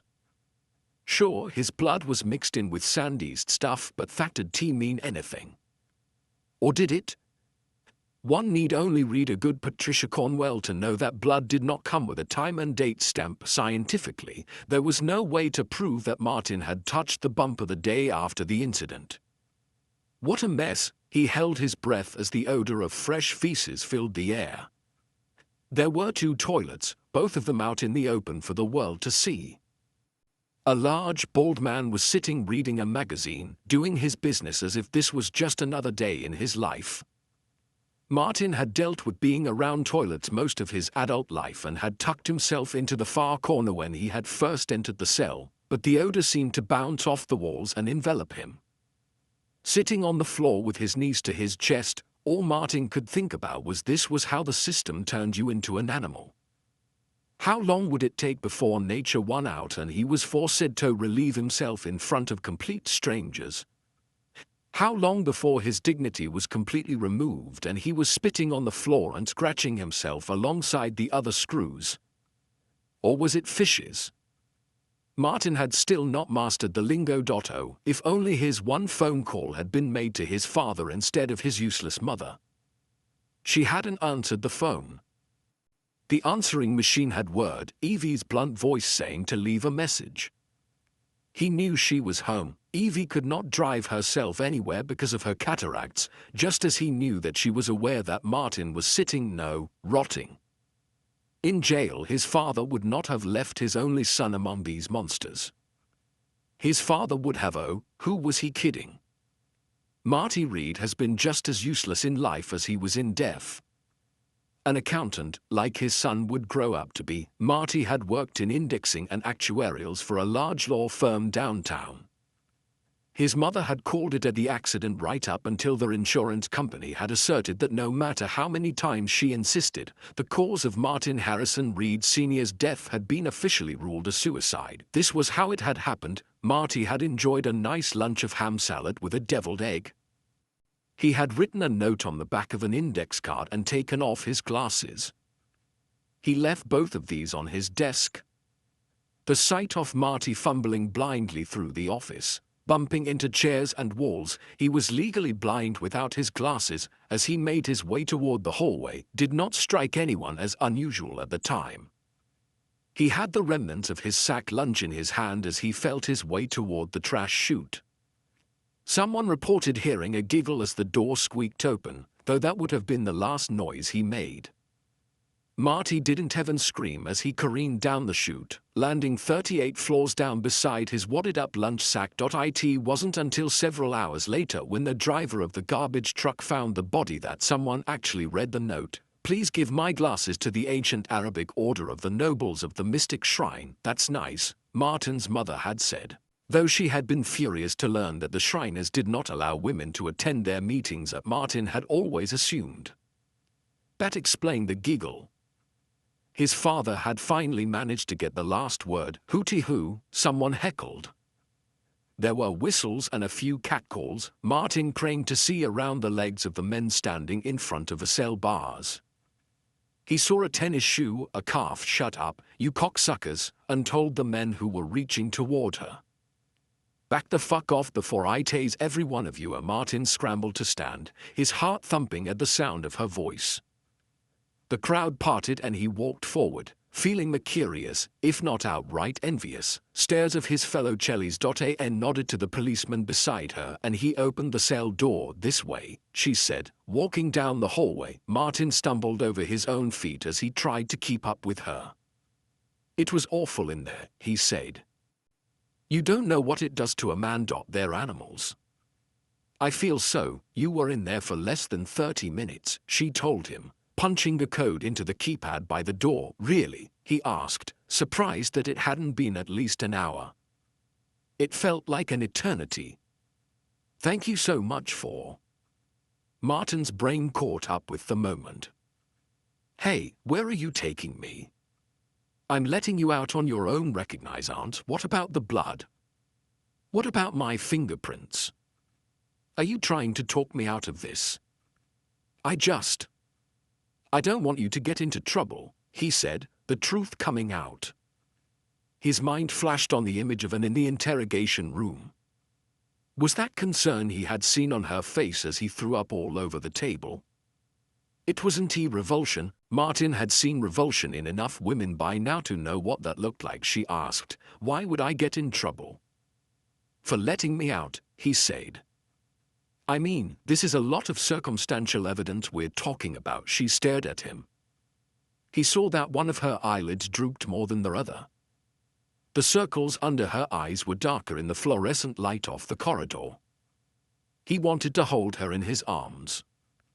He wanted to kiss the droopiness away. Or kiss the droopiness in, because it seemed like it would be easier to make an eyelid droop more by pressing into it than it would be to remove a droopiness. It was just simple physics. "You need a better lawyer than the one you've got. Max seems like a nice guy." He had actually offered Martin some good advice about making sure to align himself with the whites as soon as he got into the cells. Had there been any white people, he would have certainly done so. "I'm letting you go because forensic tests showed that Sandy's blood bumper dried before yours did. You can tell that." "Yes," she told him, sounding tired. "We can tell that." Martin scratched his chin, wondering if he would ever be able to trust Kay Scarpetta again. "Your car is in the impound lot. Keep your nose clean," and warned him. "You're still our main suspect in this case." "Yes, I can see why. You also need to tell me what you were doing between the time you dropped off your mother and the time you came home." Martin pressed his lips together. "Mr. Reed, I promise you that I would never hurt Sandy. She teased me sometimes, but I know that she cared about me. Sometimes, when people pick on you, it's because, for them, that's the only way they can show affection." Martin shrugged. "If you look at it that way, Sandy and I were actually friends," and stared at him. She sighed a deep raspy sigh of exhaustion. Martin thought of all the things he would do if he had her all to himself: stroke her hair, rub her feet, change her light bulbs, even if there were spiders. He would learn to cook for her. The art of lovemaking would come easily to him, the way their macrame and model shipbuilding had come to him in the 9th grade. And didn't his mother still have some of his ships on the top of the kitchen cabinets? Evie wouldn't still be displaying them after all of these years if she didn't think they were good. Mr. Reed. She had been talking and he'd missed it. Yes. My love, Aleve. He saw that she was holding the door open for him. A man sat behind Acet with the envelope containing Martin's personal effects. He turned around to thank Anther, really to get one more look at her, only to see the door slam in his face. The man in the cage started speaking as Martin approached. "Count our money, check your belongings and sign here." Martin followed each step, counting down to the last penny, checking his wallet to make sure an unclaimed scratch-off ticket was still there. "A thank you," he told the man, but apparently the fish were just as impolite as the screws. Or was it the screws who controlled the fish? And why did they call them fish? Perhaps because they were swimming against the tide instead of schooling along with the rest of society. Martin considered this as he walked through the packed lobby of the jail. There was row after row of vinyl seats, enough to handle at least 500 people, he guessed. Families were waiting in huddled groups, grandparents sat alone. Such sadness. There was a taxi stand outside the jail entrance. Martin got into the first one, which smelled vaguely of vomit. Or maybe he just became aware of his own smell in the cramped quarters. The driver seemed none too pleased. He rolled down all the windows as he merged onto the interstate. Martin's hair flapped wildly around his face, stinging his cheeks, but he did not care. He stared out the window at the downtown skyline as the driver jumped on I-20, then I-285. It wasn't until they passed Atlanta Airport that Martin realized the driver was taking the longest route possible. Well, Martin thought. If the driver assumed he was getting a tip, he was dead wrong. They pulled up in front of the Reed house exactly 52 minutes later. Martin was barely able to pay the price on the meter. The driver made it clear this was unacceptable. He backed the cab over a row of Evie's plants as he zoomed down the driveway. The man probably thought he was punishing Martin, but the truth was that Martin was so mad at his mother for not coming to his aid that he did not care how many flowers were sacrificed. "What the hell are you doing home?" Evie demanded. She stood in the open doorway of the house, bathrobe hanging open. "You're supposed to be in prison jail," he corrected.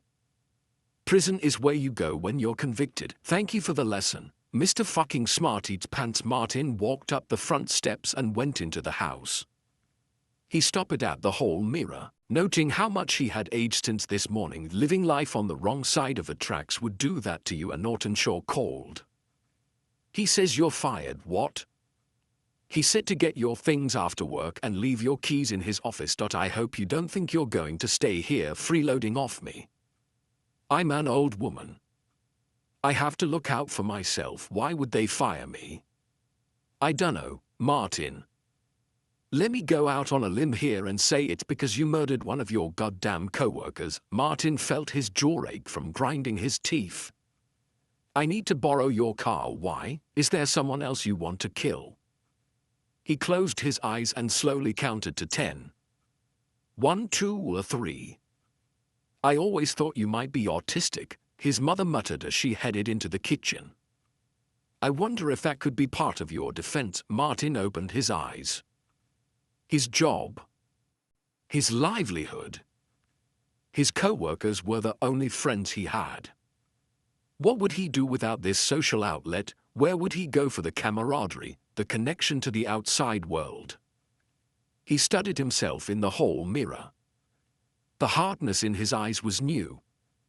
Was this the man Dutton had seen, this alternative Martin who viewed the world as a desperate and dastardly place? Evie tossed the keys at Martin. He tried to catch them as they bounced off his face. "Fill it up with gas before you bring it back." Martin leaned down to pick up the keys. "It should have a full tank. I had to get some things at the store. I'm an old woman with a fucking criminal for a son. Who knew how long you'd be in the pokey?" Martin tried not to think about his mother driving. Her cataracts had robbed her of all peripheral vision. She had sideswiped the mailbox last week with the riding lawnmower. He glanced at his watch. Southern Toilet Supply would be closed by now. I'm going to work to clean out my desk, he told her, sadness enveloping him. How could he be fired? Why would Norton show his to him? Martin had not been convicted of a crime. He liked Sandy. Why on earth would he kill her? How on earth could he kill her? Didn't he even like killing insects? Evie narrowed her eyes at him. If you were really innocent, you'd threaten Southern with a lawsuit for firing you without cause. I am innocent, he screamed. Mother, you know I was home last night, she gave her Cheshire cat grin. They both knew that this was not entirely the truth. It seemed fitting that Martin drove his mother's car to Southern Toilet Supply. He felt as if he was living inside a Janet Ivanovich novel, so it was only natural that, like Stephanie Plum, he was stuck behind the wheel of an elderly relative's powder blue Cadillac. This was no farcical murder mystery, though. This was real life. As if to put a fine point on it, Martin slowed the car at the sight of the police tape marking the scene of Sandy's death. Poor Sandy. Poor broken Sandy.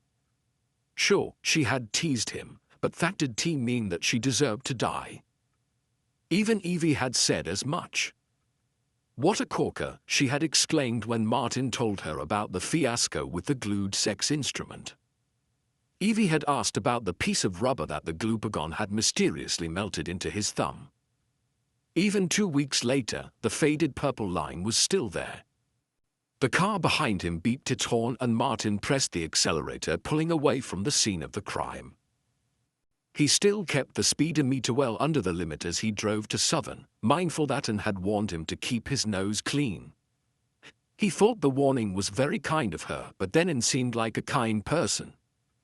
He still could not get over the caring look she had given him in the interrogation room just before she jumped out of her chair to get away from the splatter of vomit that flooded the table. He hoped that she had copies of those photos he drew in. She would need them for her case. The car behind him swerved into the oncoming lane of traffic, horn blaring as it darted in front of a Cadillac. "Oh, dear," Martin muttered, jerking the steering wheel, trying to get out of the way. The wheels bumped onto the shoulder of the road and he turned sharply into the parking lot of a strip mall, hand gripping the wheel, foot slamming onto the brake.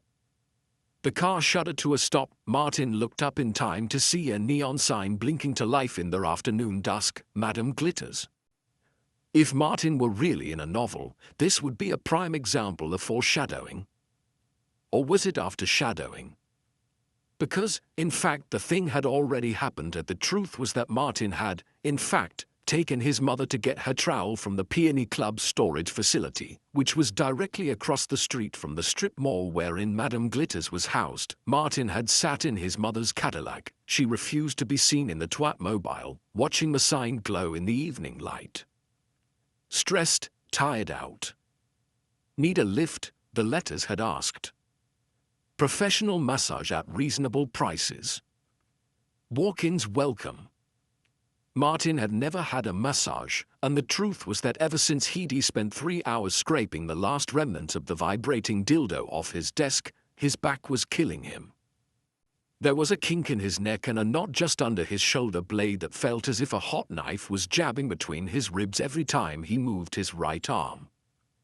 What was massage for if not that very thing? He had thought about the massage the entire drive back to the house, drowning out Evie's complaint about that bitch who runs the gardening club like she's the head Nazi at Dachau. This is what he imagined. An earthy young woman with a ring in her nose and bare feet would meet him at the front door. Maybe there would be some nice hot tea and cookies. Chimes would tinkle, perhaps the bubbling of a small fountain would fill the air. Was there such a thing as a healing touch? Martin had read about a study in one of his magazines where rabbits were being used to test cholesterol medication. One of the rabbit groups showed amazing results, and it was later learned that the keeper of the group had been stroking their backs when she fed them. Could the same thing happen for Martin? Could the loving strokes of another human being change some intrinsic part of him into a happy being? "I'll be back later," Martin had told his mother, pulling away from the curb in front of the house as soon as Evie was out of the car. "What the fuck?" she said, just before the forward motion jerked the car door closed. As he drove, Martin felt himself relax just thinking about the massage. He even sped, pushing the Cadillac 5 miles over the posted speed limit. He was picturing this new, reckless side of himself. What would Unique say tomorrow when he managed to slip into the conversation they had gotten a massage? Would he be some kind of metrosexual because of this? Would he start using scented shaving cream for his weekly shave? Would he get pedicures like Unique? Wouldn't she think that was funny? Wouldn't she be jealous? He pulled up in front of Madame Glitters and parked right outside the front door. As soon as he got out of the car, his feelings of elation started to leave him. Heavy drapes covered the windows. The front door had a large handicap sticker on it, the words, "We specialize in special needs" underneath. Worse, there was a fast food restaurant next door, so that when Martin entered Madame Glitters, he was overwhelmed by the scent of fried chicken. "You want a massage?" the woman behind the desk demanded. She was large, possibly one of the largest people he had ever seen, and that was saying a lot. There were some beefy women on Evie's side of the family. Martin felt his feet start to move backward. $50. "I don't take credit cards." The woman nodded toward a closed door. "Go in there, take off your clothes, and I'll be there in a second." Martin stood where he was, frozen in place. "Move," she barked. So Martin did. The chicken smell was even more overpowering in the small massage room. There was a table in the center with a single hand towel at the place where Martin supposed his lower half would rest. He unclipped his tie and hung it on a hook jutting out of the wall. His hand shook as Hume buttoned his dress shirt, and he felt silly for it, because, after all, this was a therapeutic massage, not a date. For goodness sake, still, how long had it been since he had been naked in front of a woman? He tried to think back.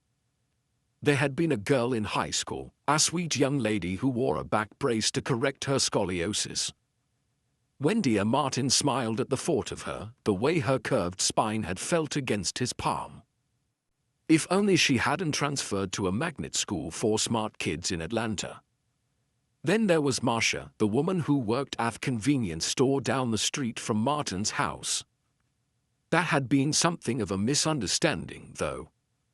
Unfortunately, Martin had not realized until he was fully naked that Marcia was, in fact, still fully clothed and walking out the door. The door opened and he grabbed the towel, covering his nakedness. "I gotta make this fast," the woman said, picking up his pants off the floor. She pulled out his wallet as she talked. "My kid's got the flu."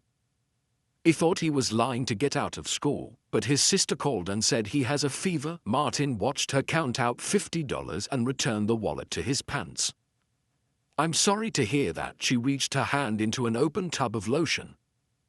Lie back on the tables. Martin got on the table, trying to keep the hand towel over his intimate areas. "You got kids?" she asked, rubbing the lotion into her hands. Martin's mouth opened to answer just as her hand went under the towel and her fingers wrapped around his member.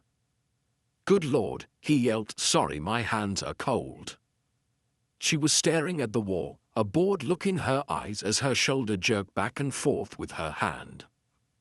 "I tell you what, sometimes I wonder if the government's telling us the truth, haha." Martin was panting so hard he could barely speak. "I mean, look at this flu thing that's going around. Jerk, jerk, jerked everybody I know who gets it, they're, like, laid up for a week, then they get a little better, but 2 months later, they're still feeling run down." Martin gripped the sides of the table, trying not to fall off. "Can you really trust the CDC? Aren't they supposed to be tracking fish shit? Ha ha ha, and the FDA, 1 minute they're telling us drugs are safe, the next minute they're taking them off the shelves. Oh, it's like we can't trust a thing they tell us anymore." Martin closed his eyes, trying to block out the sight of the fat on the back of Madame Glitter's arm swaying as her hand moved. He squeezed his eyes shut even tighter, trying to think about Angelina Jolie, Rebecca Romain. It wasn't until his mind conjured the image of Diane Sawyer in a lilac cashmere sweater that he felt himself starting to let go. It was the dulcet tones of Diane he heard instead of Madame Glittershar's voice when she asked, "You want me to squeeze your balls?" Gah. Gah. Gah. He came like an oscillating lawn sprinkler with a kink in the hose. Madame Glitter wiped her hands on the towel. "Sorry to rush you, but I need to get back to my kid." Martin stared up at the ceiling, still panting. There was a brown water stain directly over the table. How had he not noticed that before? She patted his thigh. "Come on, sport. Up you go." Martin struggled to sit up. The vinyl squeaked as he moved. He was sweating.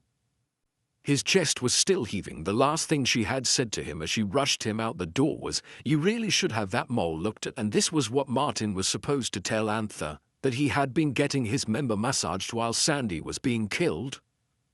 What kind of alibi was that? What kind of person paid for sex? He would rather be convicted as a murderer than have his mother find out what he had done.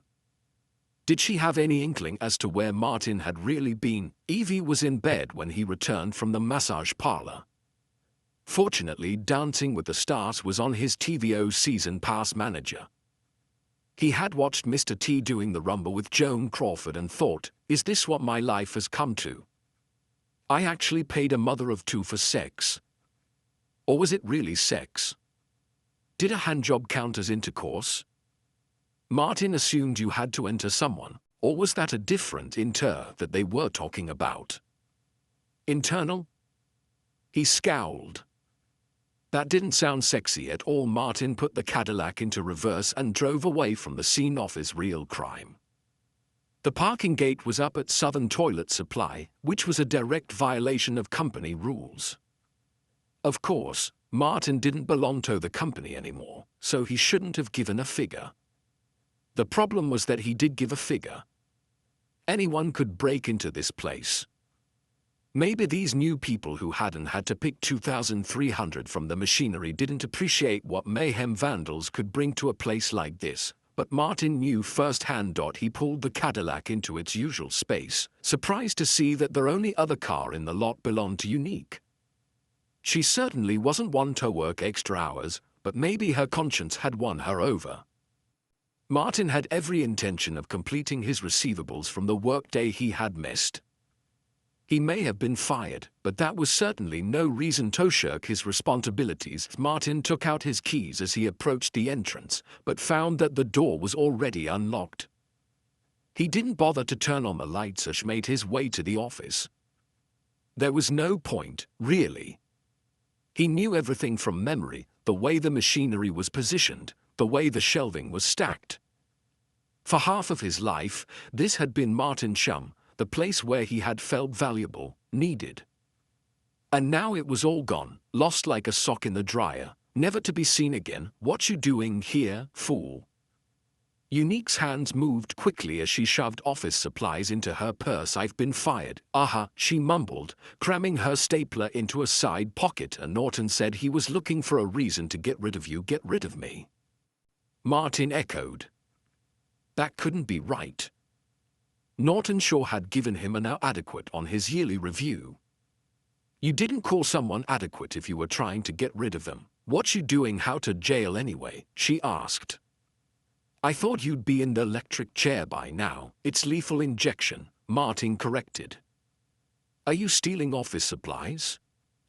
"Getting out while the getting's good," she told him, trying to jam a ream of paper into her bag. "Unique can read the writing on the wall." Martin cringed. She only ever spoke of herself in the third person when she felt threatened. He could still remember the first time he'd heard her do it. Martin had suggested that it was only fair that she clean the women's room as he was expected to clean up after the men. "Unique, wouldn't he clean toilets?" she had screeched. He tried. "Unique, I don't need no trouble with the police," she told him. No way is Unique sticking around with the police asking questions. "What kind of questions?" I might have bought some clothes at the mall that one time that I didn't exactly pay for. Martin was outraged. You stole.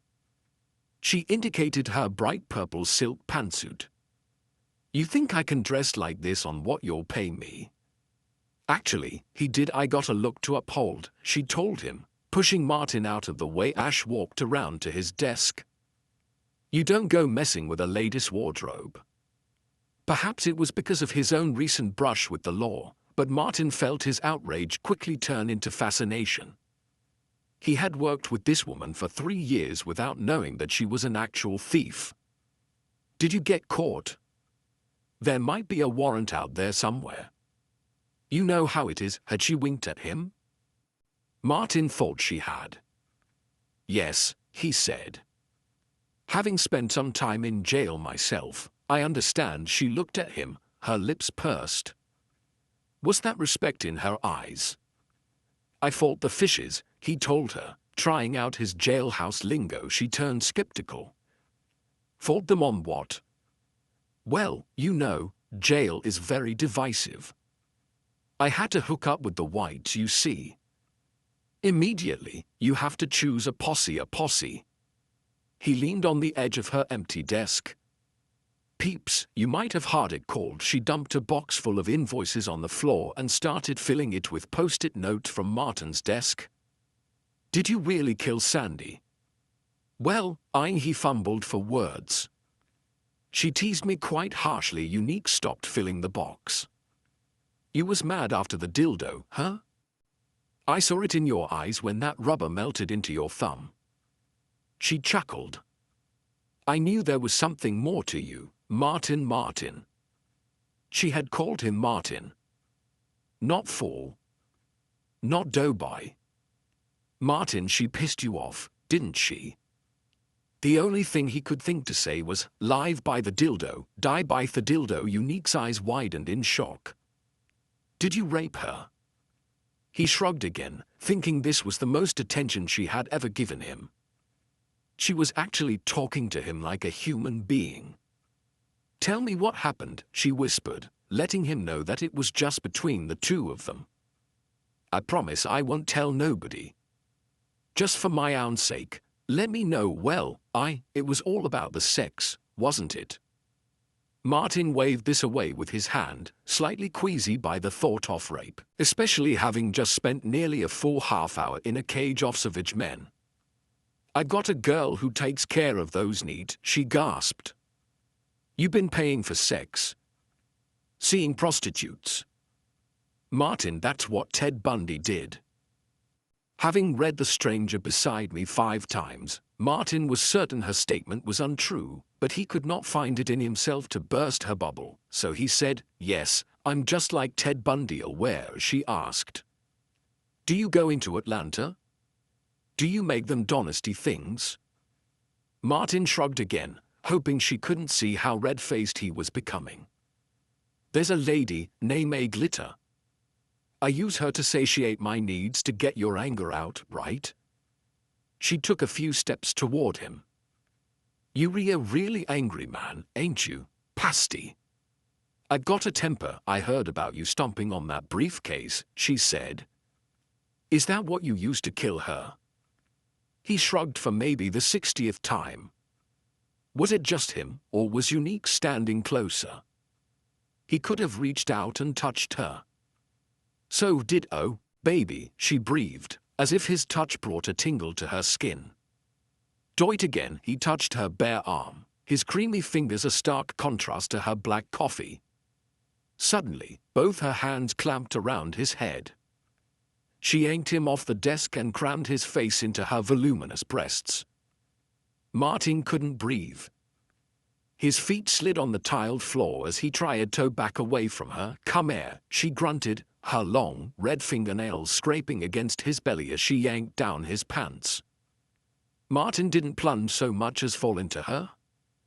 She gripped his ass cheeks so hard between her fists that he felt like his butt was being molded into a handle. She certainly used it that way, pushing, pulling, so that Martin was jackhammering in and out. He couldn't stop her, and after a few hundred thrusts, he didn't want to stop her. His knees started to go weak. Oh. Say it, baby, she yelled back. Say my name. Unique. Unique. Say it, doughboy. Say it louder. You. Nay. K. You. Nay. K. That's it, she cried. Come on, baby. Fuck Unique. Fuck that baby. She tugged and yanked and slammed him against her. Martin held onto her shoulders as she jerked his body back and forth though. Jesus. Jesus. Jesus, he cried. No, you don't, she warned him, her hand stopping the motion. It was too late. He came in torrents, great mighty plumes that would rival Old Faithful in pounds per square inch. His body shook with manly release, his muscles tensing as wave after wave shot through him. Nah, Unique mumbled. No way you're finishing without me, Pillsbury. Her hand gripped the back of his head again, pushing his face down between her legs and into the cavernous cleavage of her cleft. Unique was stronger than she looked. Her fingernails dug into the back of his head, pressing Martin's nose against her wetness. He struggled to pull back even as she forced him closer. She started to grind against his face, his nose sliding up and down. Martin fought the urge to sneeze, to choke, to scream for air. He started to hyperventilate again, his brain spinning in his head, and still she pressed his face into her mound like an orange in a juicer, then like cheese in a grater. She was working on pork in a meat grinder when he started to see stars, and not the good kind. His eyelids flickered. Just before he passed out, she finished, or at least he thought she did. Either way, Unique pushed him away from her like he was a dog trying to eat off her plate. Martin fell back, his hands slipping on the tiled floor. His face was so wet that he must have been gleaming. She looked down at him with renewed disgust. You ain't all that, she noted, tugging up her underwear. Her stomach rolled over the top like a muffin over its paper wrapper. Shut up, fool. She reached into her purse, checking something. All right, then, she mumbled. Martin had managed to stand, but he was so dizzy that he didn't trust himself to reach down and pull up his pants. He put his hand on the desk to steady himself. He should do the gentlemanly thing now, like offer to take her to dinner or maybe suggest a drink. Unique, perhaps I could pull up your pants, fool. That weenie of yours ain't nothing to look at, ho, sorry. Martin scrambled to do as he was told. Carry that box out to my car, she ordered. And stop looking at me like that. Just 'cause you got a taste of the honey don't mean you can keep buzzing the hives. Martin's unique problem, around's merry ever after.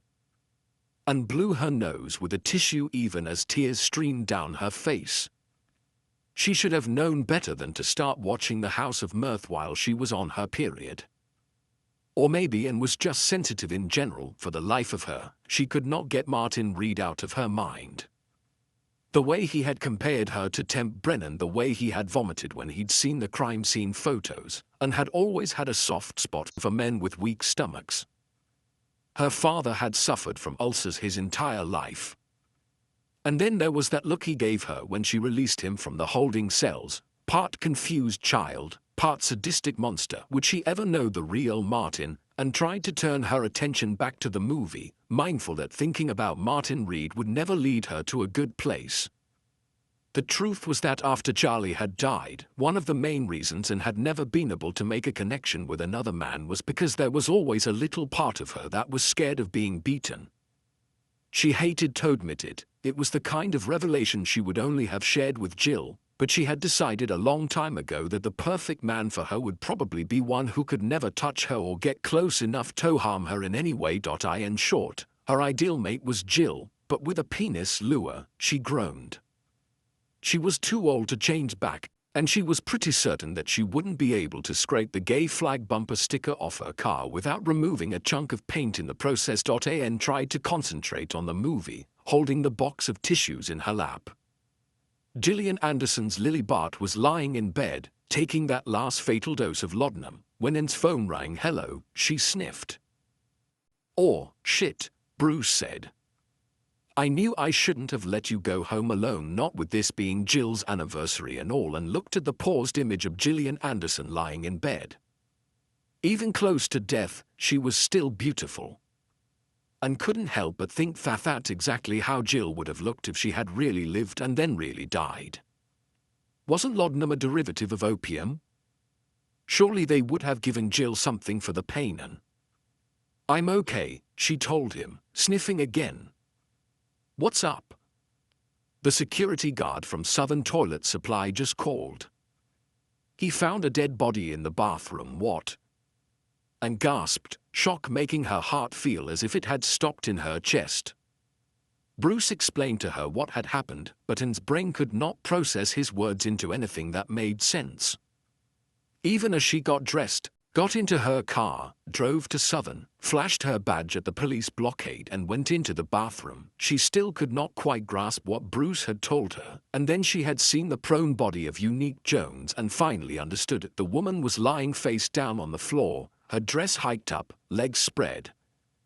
There was a mop handle sticking out from between her legs, blood pooled around her head. Incongruously, the whole bathroom smelled like flowers. Ann asked, "What happened?" The coroner supplied his theory. "I'd say she was hit with this," he said, holding up a clear plastic evidence bag. "And saw a wall-mounted bathroom air sanitizer with blood and hair stuck to the crush tip, came from over there," Bruce said, pointing to the empty mounting bracket bolted to the wall. "Lavender scent that explained the smell. The blow was fatal," the coroner explained. "Was she raped?"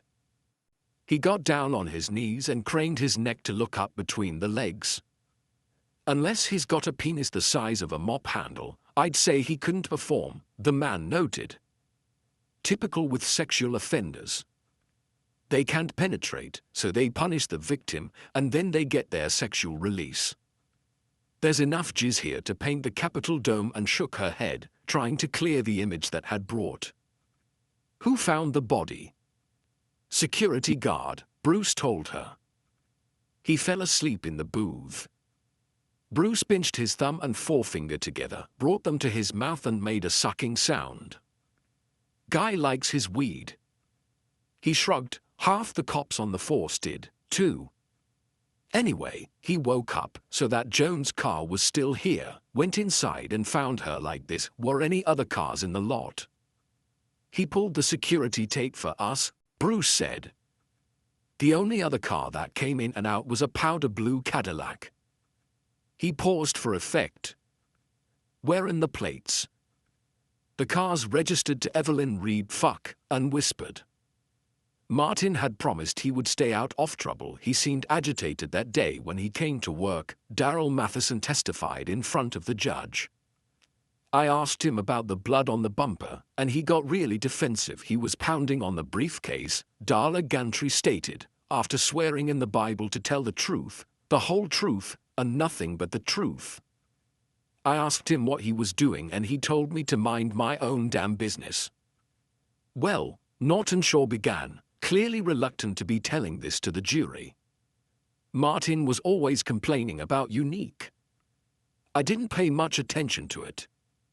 He usually complained about a lot of people. He scared me," Gloria Madam Glitter Koslowski admitted. "I told him to leave. I didn't want to be alone with him. Unique was always scared of Pasty. He stared at her all the time, looking at her breasts and things." Rennick, Unique's sister, was steely yet composed. She had trouble of her own. It seems the church where she worked had found some accounting irregularities. Evelyn Reed sobbed, "I didn't know what to do with him. He was just out of control." It must be said that the final nail in Martin Reed's coffin came from his own words. And had found a tape recorder in Unique's purse alongside various purloined office supplies. Cell phone records had shown she'd made several phone calls to the local television stations, offering to sell her story. And what a story it would have been. On the tape, Unique's voice sounds hurried, almost excited. "You been paying for sex?" Seeing prostitutes. Martin, that's what Ted Bundy did. Yes, Martin replies, sounding cool, confident. I'm just like Ted Bundy. Even Max Jurgens had looked convinced when and had played the tap in open court. No way, he'd said when the judge had asked if he wanted to cross-examine the witness. Dude, did you hear what he said? Through it all, Martin sat passively by his lawyer. Or, at least, he seemed to be passive. How could you tell what was going on in Martin Reed's twisted, sick mind, to her credit, and had tried to find even the slightest bit of evidence in Martin's favor? Each inquiry she made only seemed to dig him deeper into the hole. His fellow employees seemed to think he was a cross between Baby Huey and Charles Manson. Add to that the forensic evidence, Martin's sperm inside unique, his saliva and sperm on the floor in the office and in his shoe, and there was not much and could W sit back and wait for the judge's gavel to fall. And fall it did. Martin Harrison Reed Jr., I hereby sentence you to death by lethal injection, death. It seemed a bit harsh, but then maybe Ian had developed a soft spot for Martin over the months of interviewing him. They had spent so many hours together, yet she still felt that she hardly knew him at all. He had even tried to learn Dutch. She hadn't the heart to tell him that her family was actually from Friesland. Dutch was hard enough. Frischenwald had probably driven him to suicide. Really, if you didn't look at him or talk to him for very long, he was actually a rather nice guy. Of course, people had started to notice at work that Anne was acting differently. Bruce had picked up on it first, noting that she had ironed a shirt or brushed her hair. Working with a bunch of detectives, you'd think one of them would have put together the fact that Anne only took care of her appearance on the days that she talked with Martin Reed. Then again, the thought of her actually falling for someone who was soon to be a convicted murderer, the case was a slam dunk, was fairly preposterous. Had she fallen for him? Well, maybe. And tested the waters first, trying to see how it would feel. She sent herself flowers at work, boy, had that caused a stir, and took off early one Friday to get ready for a dinner date. There was teasing and smiles and pats on the back. Part of her was a bit hurt that they seemed to have so easily forgotten Jill, but then Doug, her boss, had called her into his office one day and said, "You know, I'm glad to see you moving on. Jill would have wanted you to be happy and had felt tears well into her eyes, so," Doug said, a teasing lilt to his voice. "What's the lucky lady's name?" "Mary," she told him, stroking her neck the way that she imagined Jill used to. "Her name is Mary." Martin's lethal injection or be steal my heart. Martin sat at a plastic table in the visitors' lounge, watching his mother get searched for contraband. She kept up a constant stream of chatter. Ashans patted her down and the wand waved over her body. Apparently she said something funny, because all the guards laughed. Evelyn Reed was one of the most popular visitors at the prison. Nay, one of the most popular mothers in the country. She had been on every talk show and appeared above the fold on just about every newspaper printed. She was a celebrity of her own making, a star of stage and screen.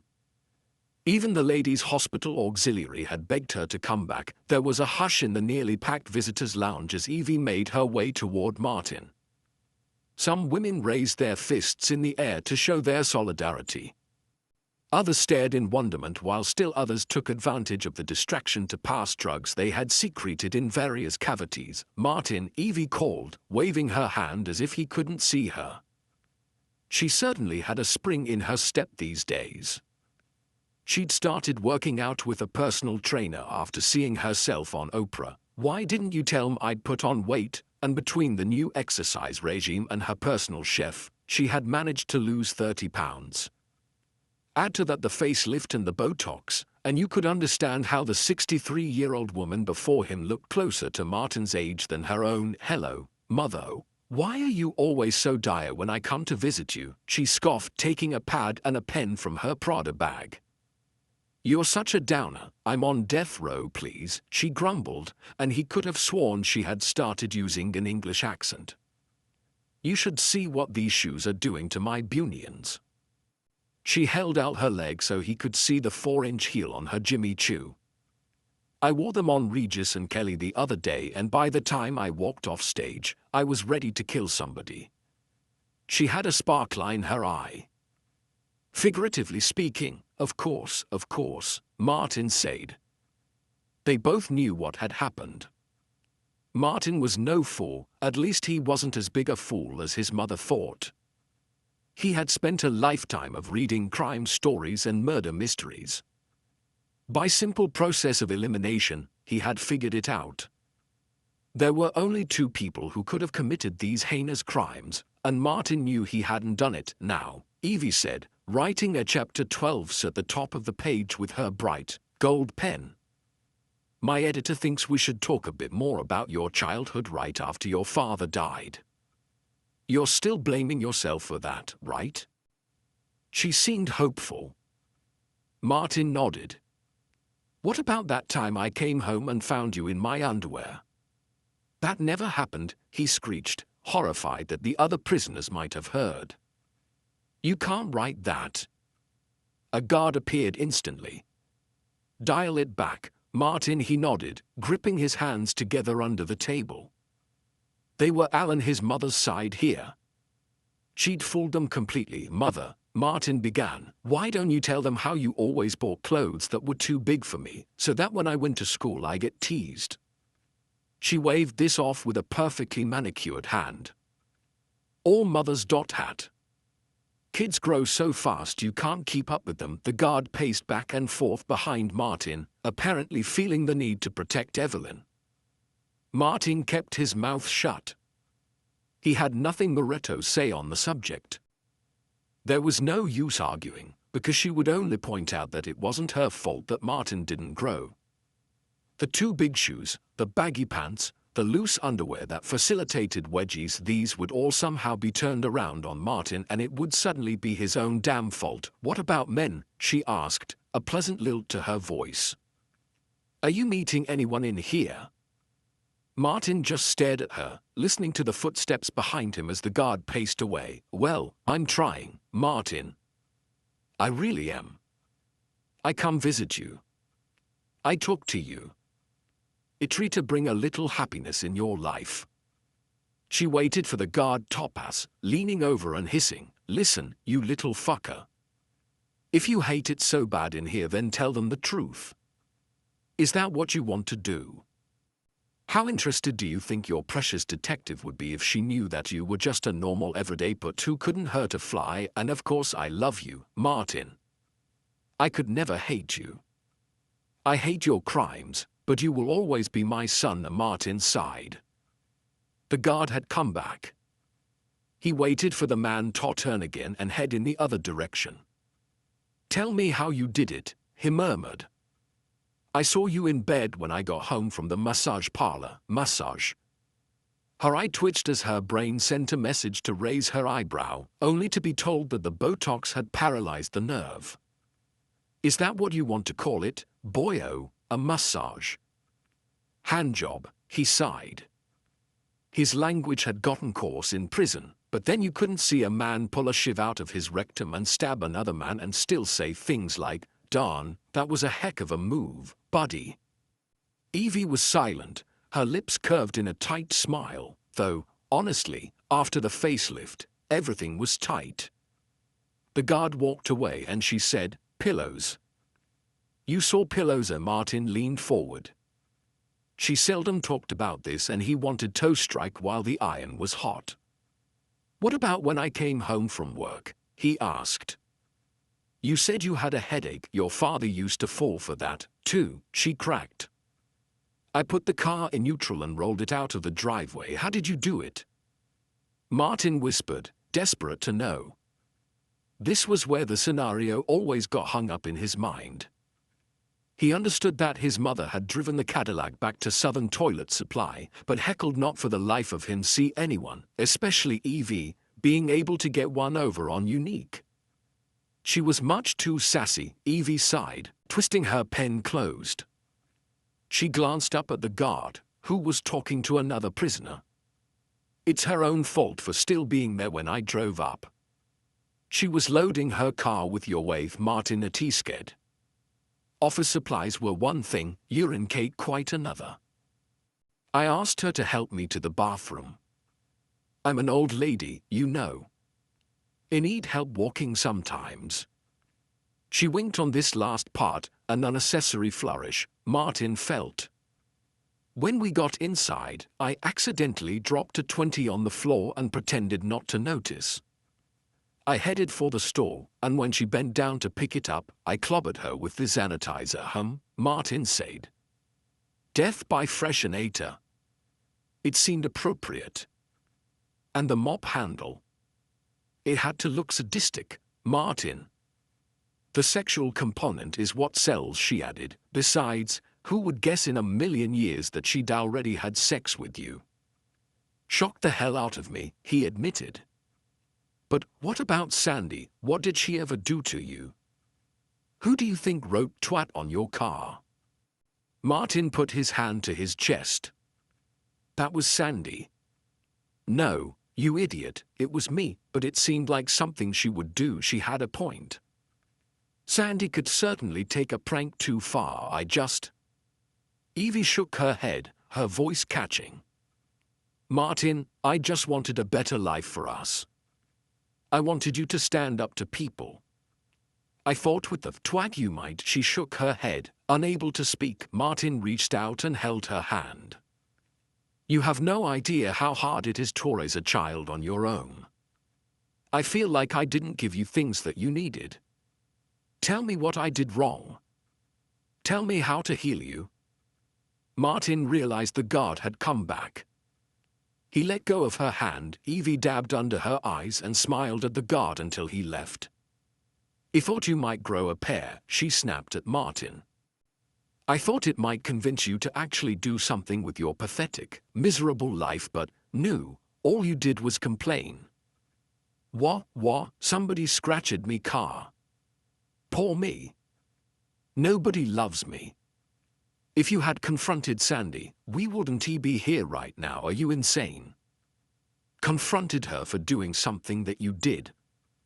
Maybe it would have sent her a message that she couldn't get away with teasing you. Evie made her voice even lower. You never understand, Martin. Her attacks were starting to sting. What don't I understand?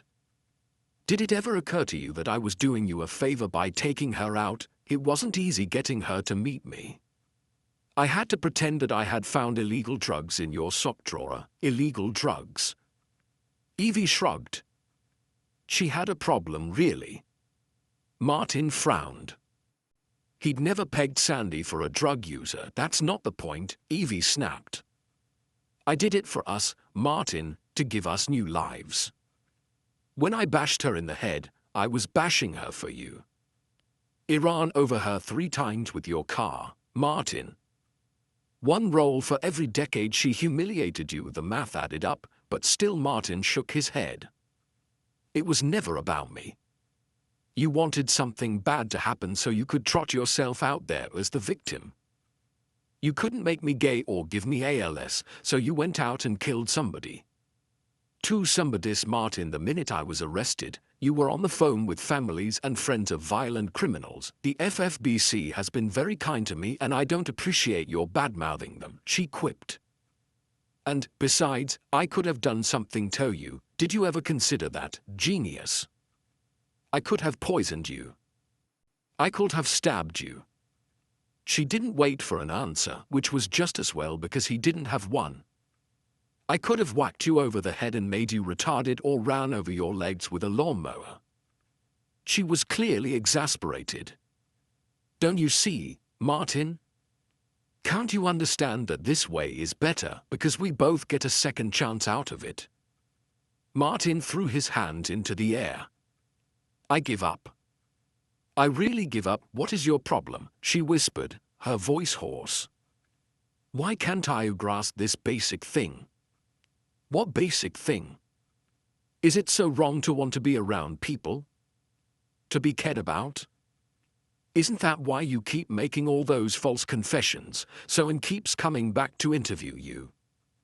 Martin crossed his arms over his chest. turning his head to look out the window. You've got it pretty sweet in here, Martin. You get to read all day. You work in the warden's office doing the books. The other boys respect you. For once in your life. She had a point on that last one, he had to admit. Martin was on death row. People didn't mess with him nearly as much anymore. Unsurprisingly, no one wanted to have sex with him in prison either. Evie pressed, you've carved out a nice little niche for yourself. It's much more than you would have if you were still living with me. He shook his head, coming to his senses. I think it's pretty obvious who's really benefiting. We have televisions here, Mother. I saw you on entertainment tonight drinking champagne at George Clooney's villa. She smoothed down her skirt, picking an invisible piece of fluff off the cashmere. Don't sit there and pretend you're not exploiting your own situation. I'm at least doing some good, Martin insisted. Some of the crimes he had taken credit for had been unsolved for years. He had read in People magazine that the mother of one of his victims had actually said, on her deathbed, at least now I know. Was Martin to be blamed for not killing and raping the woman's daughter? Was it his fault that he hadn't committed the crime? Was it his fault that he would say anything to keep his beloved Anther coming to see him? There's the rub, Martin. Evie snapped her fingers in front of his face. She had packed up her legal pad and pen. I have to go. I'm meeting with the producers about your movie. Martin scowled. He had not approved of casting Philip Seymour Hoffman in the lead-o. Knock that look off your face. Phil's a lovely boy. She stood up, pronouncing loudly, now, give your mother a kiss goodbye. He puckered up and she put first one cheek, then the other, near and outo his lips to pass for affection. I'll see you next month. She wagged her finger at him. And you'd better have some good stories for me. Dark fantasies. Uncontrollable thoughts. Seething hatred. You get the idea. Martin rolled his eyes. Bob, one of his favorite guards, came over. Martin held out his hands for cuffing, but the man told him, you've got apprivate visitors here. Martin felt his heart flutter in his chest. She didn't tell Mesh was coming. They found another body, Bob said. 30-year-old prostitute with a meth habito. I see, Martin murmured. He specialized in confessing to prostitute deaths. He'd found early on that this particular type of victim tended to have had very little recent contact with their families, which made it easier for Martin to fabricate a nice backstory. He asked, was this on Madola Road? Abernathy, Bob provided. What were you thinking, man? Martin shook his head. I just can't help myself, Bob. I get these urges of why the rope. Martin struggled for an explanation. My father liked to tie knots. Bob sighed at the depravity. Martin knew he was working on his own book deal. It was amazing how many people wanted to be writers. The relationship was not altogether one-sided, though. Bob owned a police scanner and was somewhat of a gossip. Most of the details Martin used in his confessions came from the man. Let's go. Bob took Martin's arm and led him out of the room. As they walked down the corridor toward the private rooms used for interviews between lawyers and their clients and comely police detectives, Martin felt his pulse quicken. His breath caught as the door opened and saw Anther sitting at the table. She wore a bright yellow dress and her hair was swept up into a sexy bun. Martin noted her pretty yellow dress and tried to impress her with his Dutch.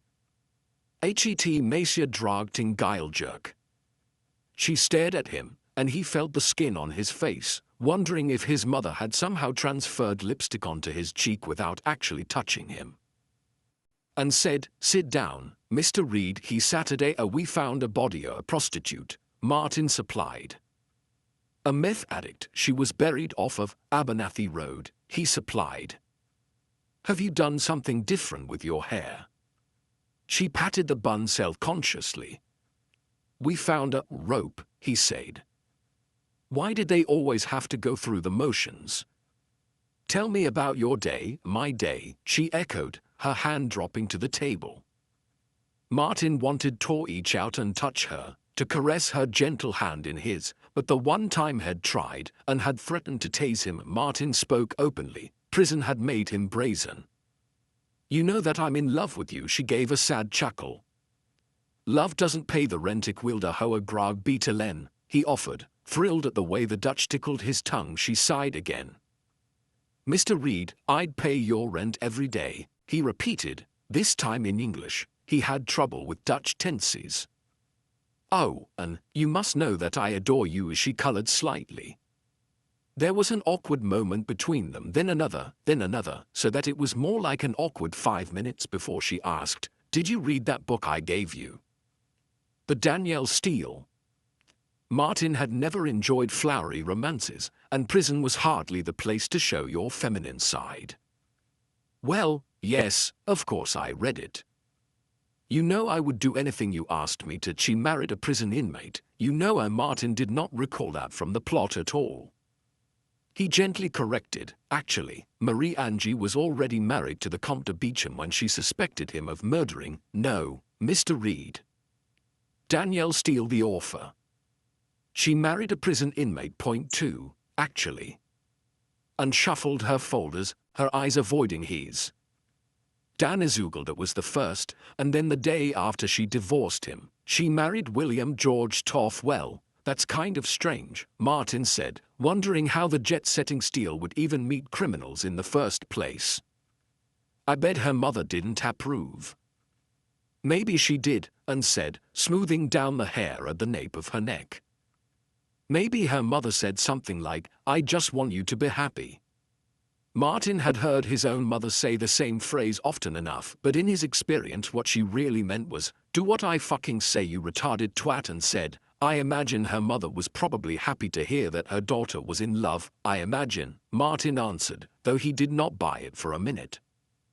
Hesitantly would not mind Evie hooking up with a homicidal maniac, but if it was someone he truly cared about, Anther, for instance, he would certainly have a great deal to say about.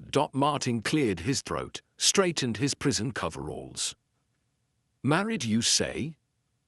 And nodded, flipping through her file folders again. He saw a photo of a decapitated woman in a trench and quickly looked away.